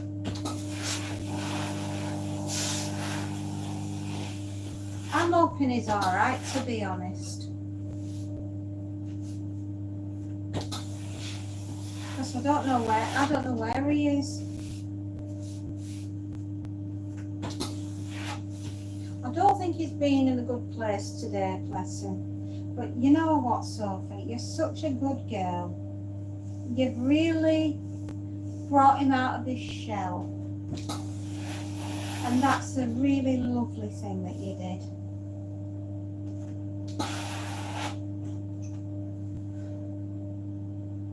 It really is a very beautiful thing. Did you enjoy yourself at the park?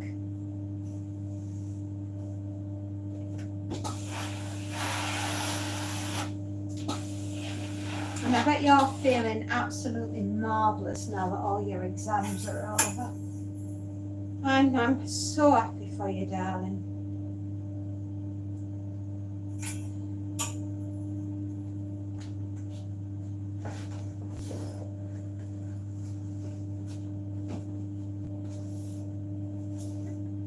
I think jeans on little girls and little boys are so cute.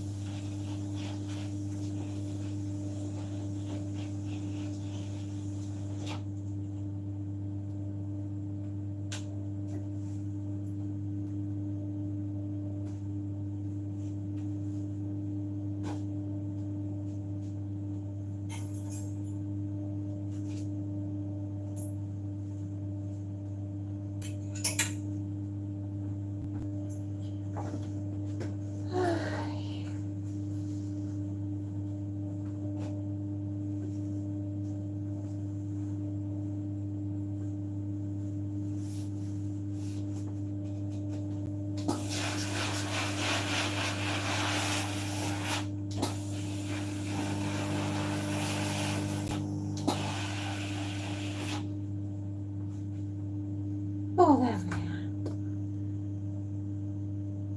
are. Oh, gosh. Oh, ice cream.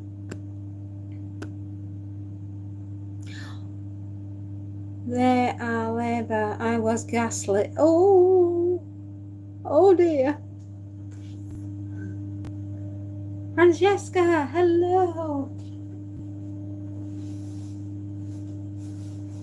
So lovely of you all to call in. Yeah, do me a favour, share my channel far and wide.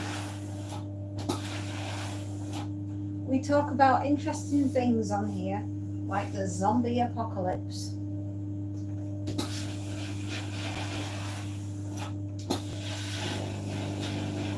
I'm trying, I'd really like to get the channel up to 2,000 subscribers, which is only about another 110 subscribers to do, and then we'll be at 2,000.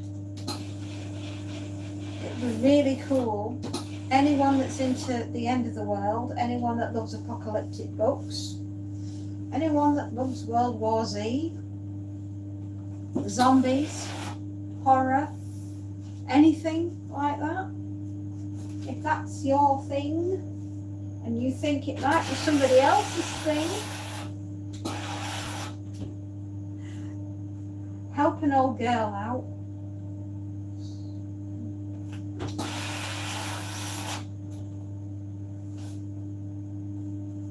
And get the channel shared. The bigger we are, the more we can help others.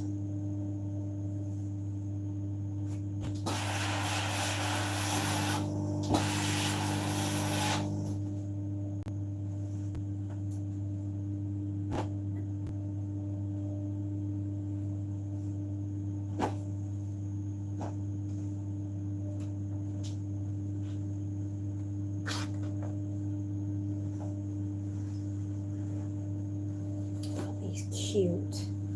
Aren't these cute? You're walking home. Oh. So you've been to the park, you've had an ice cream, you've had a chill, and now you're going home. Good for you, sweetheart. Good for you. Life's too short to be cooped up all the time, isn't it? What we're aiming for anyway is getting ourselves up to 4,000 hours, and with your help, everybody, that seems to be where we're going. You're doing a fantastic job. tell you, our channel wouldn't be anything without you guys.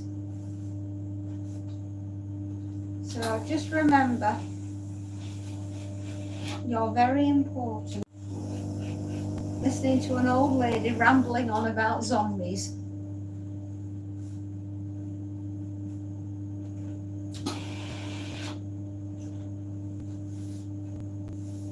So go on then, another space note. What upset you? Is it something you can share, or is it something best left unsaid?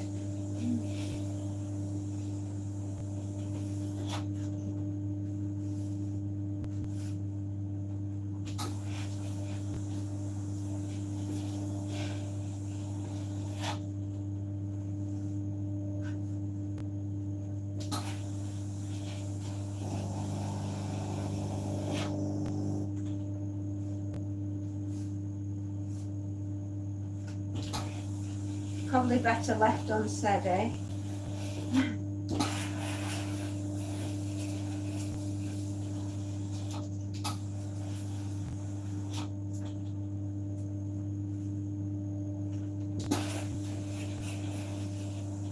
Ryan might be on a bit later on, darling, when he's feeling a bit better. I don't think he's had the best of Mondays, has he?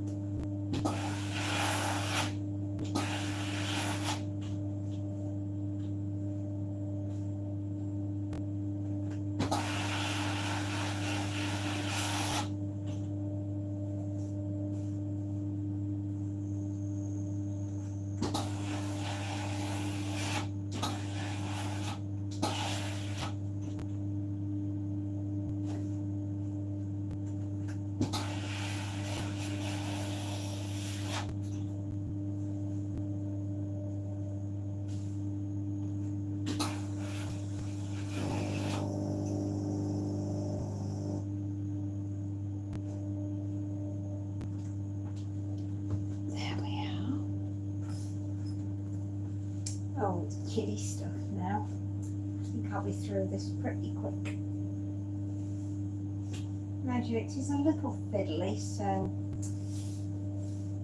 we'll see.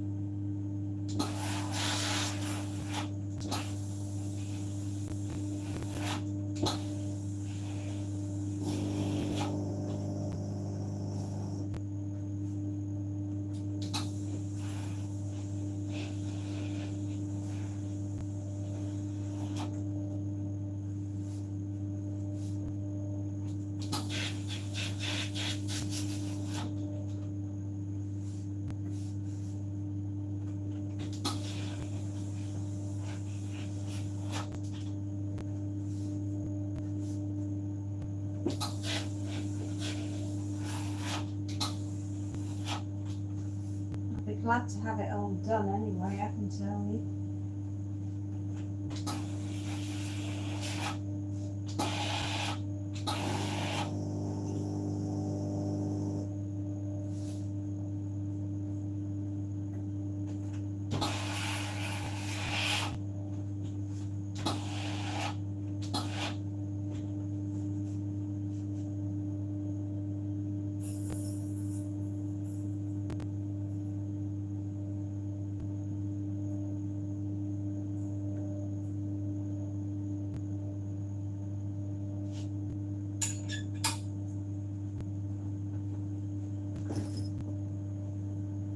Right, 3 more kiddie things, and we've got 1,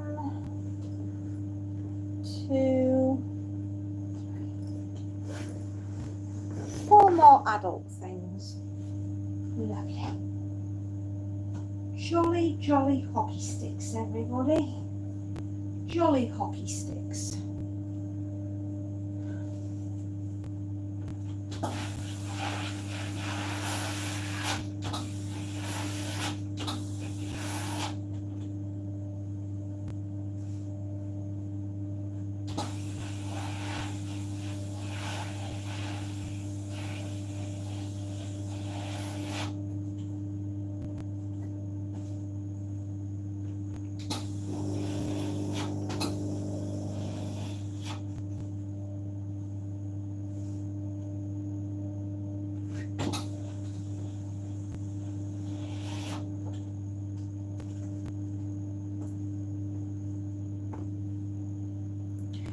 I hope he is too, sweetheart. I do. He's not been in a good place, has he?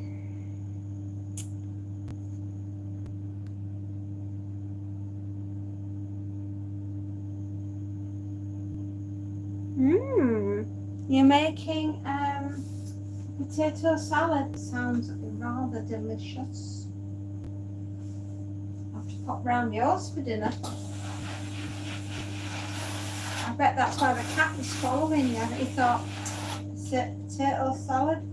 Babes, I know where I'm at.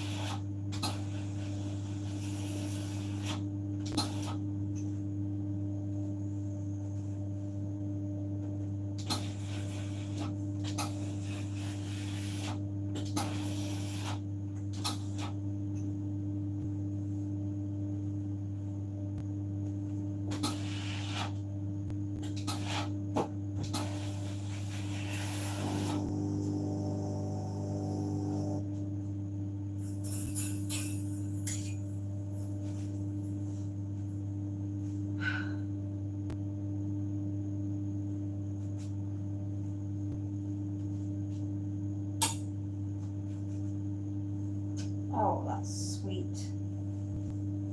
I love children's clothes.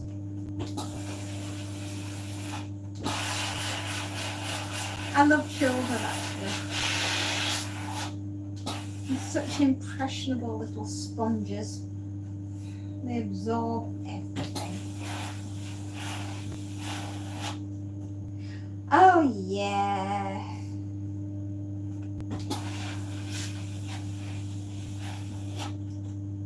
Yeah, they're good little souls.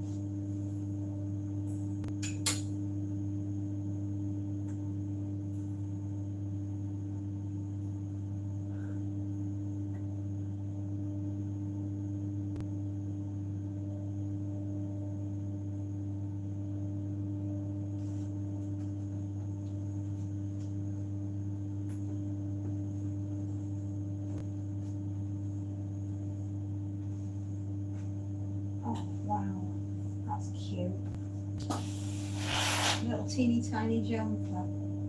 Aww.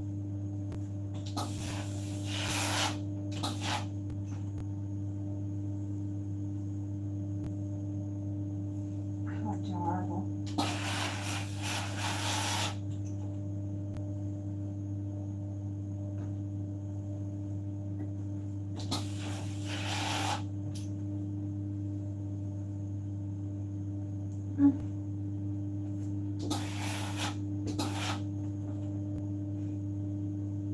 Cute. Really cute.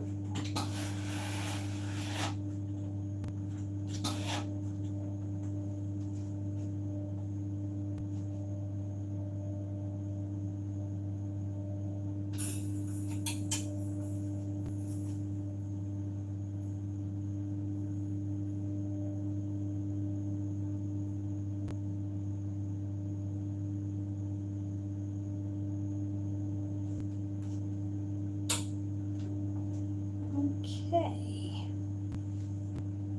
One little sparkly top and a pair of jeans, and voila, we've done it.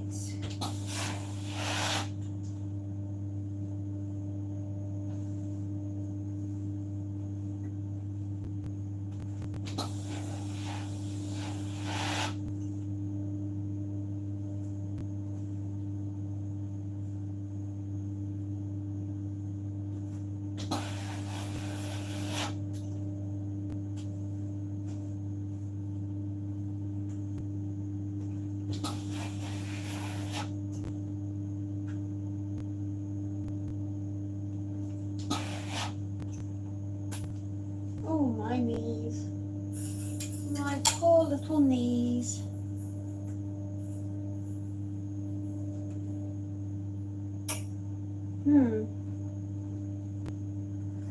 Oh, sorry, no. Thought we've done 2 more items to go. Oh, 3:30. Wow, we're doing all right. 3:30 and we're nearly there. Ooh. The end is in sight, and it's not an oncoming train.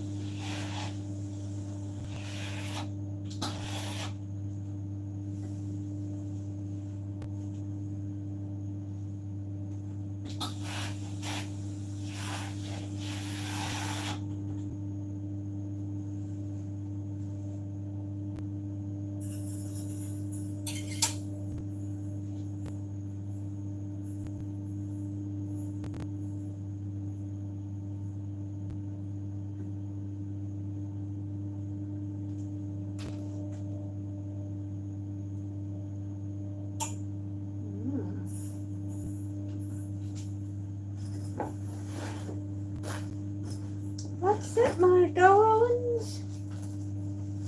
The bag is empty.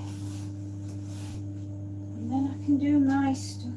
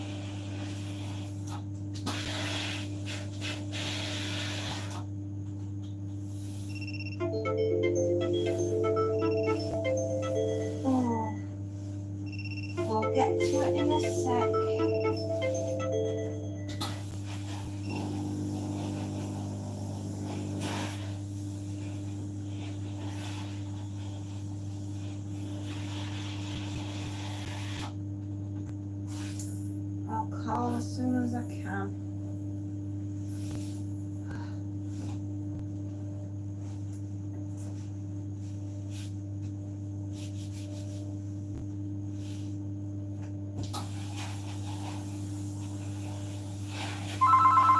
Hang on. Oh. I'll have to see y'all later. Bye. Hello, we are not available.